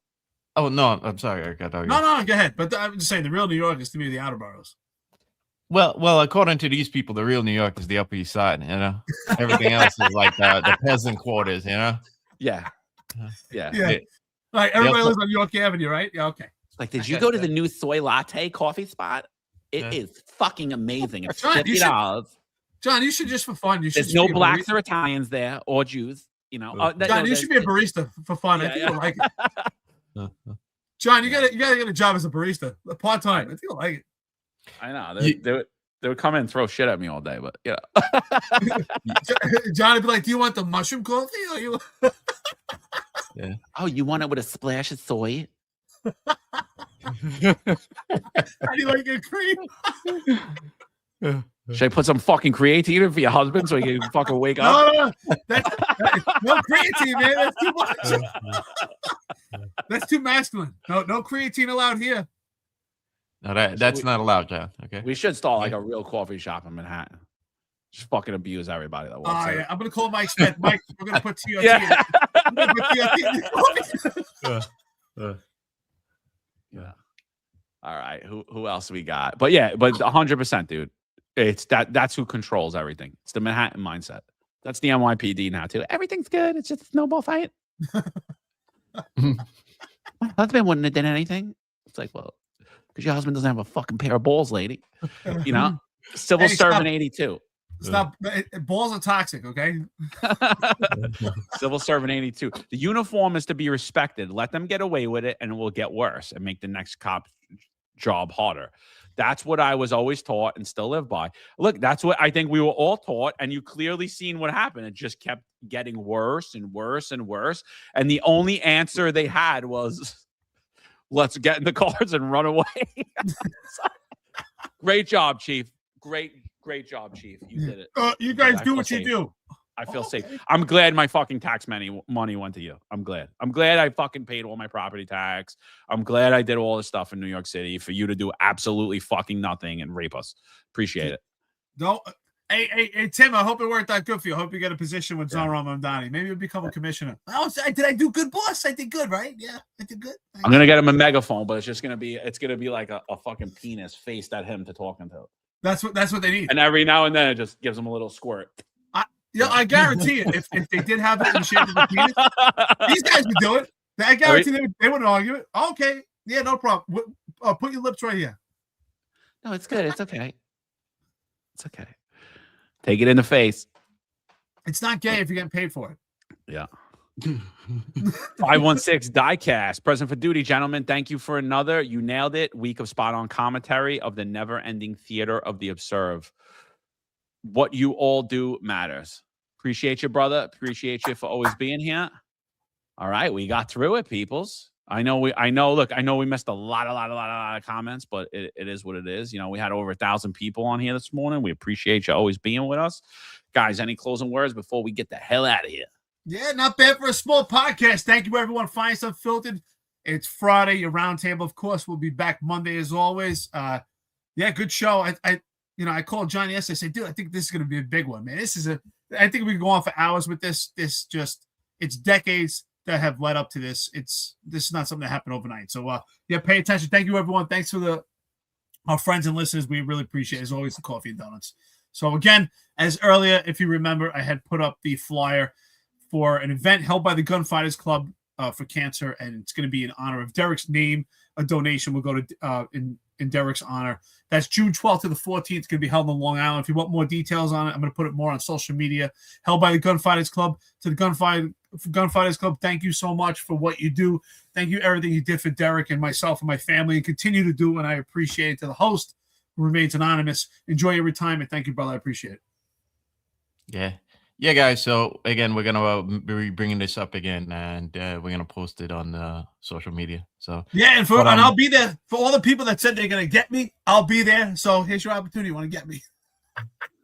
That's it. I'm gonna try to make a special guest appearance too, as well. So you get both of us together. Yeah, we'll bring ball gags. Yeah. Yeah, quick aside, Mikey G got me down a little rabbit hole figuring out who's representing this kid now. And it's not a public defender. It's this law firm, the law firm of George von Volokis. Yeah, sorry about the image. It's a little low, but yeah, this guy is representing him, and it just goes to show you how much you see this guy's where he's from, right? NYU. You see the network. He used to work in the DA's office. It's kind of absurd watching the how many people are really ready to defend this kid. Again, we talked about how like consequences kind of, if you spend a night in jail, maybe he'll actually learn and stop with the BS before he does something really stupid, that gets him into even deeper trouble. But anyway, we thank you guys for joining us here today. And, we always appreciate you spending your time with us. And I hope you have a great weekend. And I will see you next week. We'll see you next week. Absolutely, peoples. Last one, though. Last super chat. Marlon Samurai, another $20. He says, some extra coffee and donuts for the fire in the chat and the conversation today. Absolutely brilliant. Yep. Thank you so much. You gotta give coffee and donuts for your gay boys too. I can't, because dude, it's just infuriating. You do that too well, bro. It's so mad. I'm so like, this is who they bow to, though. They bow to like these highly educated women that have no idea about society, man. I'm not even gonna get into the whole women thing, but it's you gotta read. Well, it is Friday, and guys do want the dating with the finest. Yeah. Oh, that's right. Yep. Any good dating tips before we get out of here? Well, I think a lot of these women are sexually frustrated for a reason. Okay. Yeah, can you blame these guys? Have no balls. Yeah. They're definitely sexually frustrated. Absolutely. Honestly, I feel sorry for these women out there. You remember that we talked about it. Remember that girl that was on social media? She's in her early 20s, pretty girl. She can't find a guy to go on a date with. I'm like, what the hell is going on, man? If I was in my 20s, believe me, we would have made that far. But it's sad. Honestly, it's sad. These guys got no balls, no testosterone. And women have more testosterone than men do right now. Really sad. Yeah. Yeah. No, it's sick, man. It's sick. Min, we get you hate education because nobody hates education, but people think they went to college and they know everything about life because they had a professor that told them something once. Like, my professor told me. It's like, all right, yeah, your professor's like your husband. He doesn't really know too much, hasn't really done too much. It's like, come on. Well, I've had plenty of professors that were wacky and full of shit. So, still, yeah, and look, look. They don't like us, but they'll slide in our DMs, no problem. You know what I mean? Listen, they don't like to get made fun of. You know what I'm saying? Like, it is what it is. It's the truth because they're like, John, Min actually has a good comment. This is the funniest comment he's ever made. 3 guys who never made a girl finish talking about sexual frustration. Oh man, thanks, In. Like know about women. Okay, I'm sorry. That's a racist comment. Yeah. So ladies, tell your man to lay up the soy in his coffee, okay? Yeah. They give you bitch shits. Yeah. And if you're lactose, try almond milk in it, okay? And no soy. You know what? We gotta get a sponsor for almond milk or something like that. Eventually. I think we need a creatine sponsor, and then we could have all of you liberal women who are currently running the New York City Police Department. And what you guys do is you take the creatine every morning and you dump it in your husband's coffee. See what happens. And you can thank me later, ladies. All right? And then you start pushing him to work out. Get his blood flowing. Because when you get the blood flowing, it flows everywhere.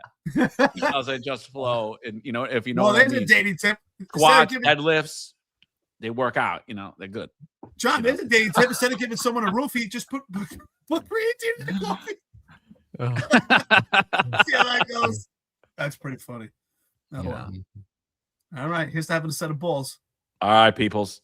Yeah. Let's get out of here. I actually got to do another podcast now. I just can't believe I did 3 hours. So outstanding. All right, peoples. All right. What we do for you? 3 hours and 20 minutes into it. We're getting close. We were going to keep it short today. Keep in mind, we actually had a big discussion in a meeting how we were going to go to 90 minutes. Yeah, and it never happened. So, never. All right, people. Thanks, everybody. Have a great weekend. Be careful out there. Finest Unfiltered. There's a handful of retired officers that don't live in the state that have a lot to say about the dream team, as I like to call it. All of a sudden, they retire and have a master plan on how to fight crime. But nothing to contribute when they were here. They want to come back and be part of the dream team. What can I say?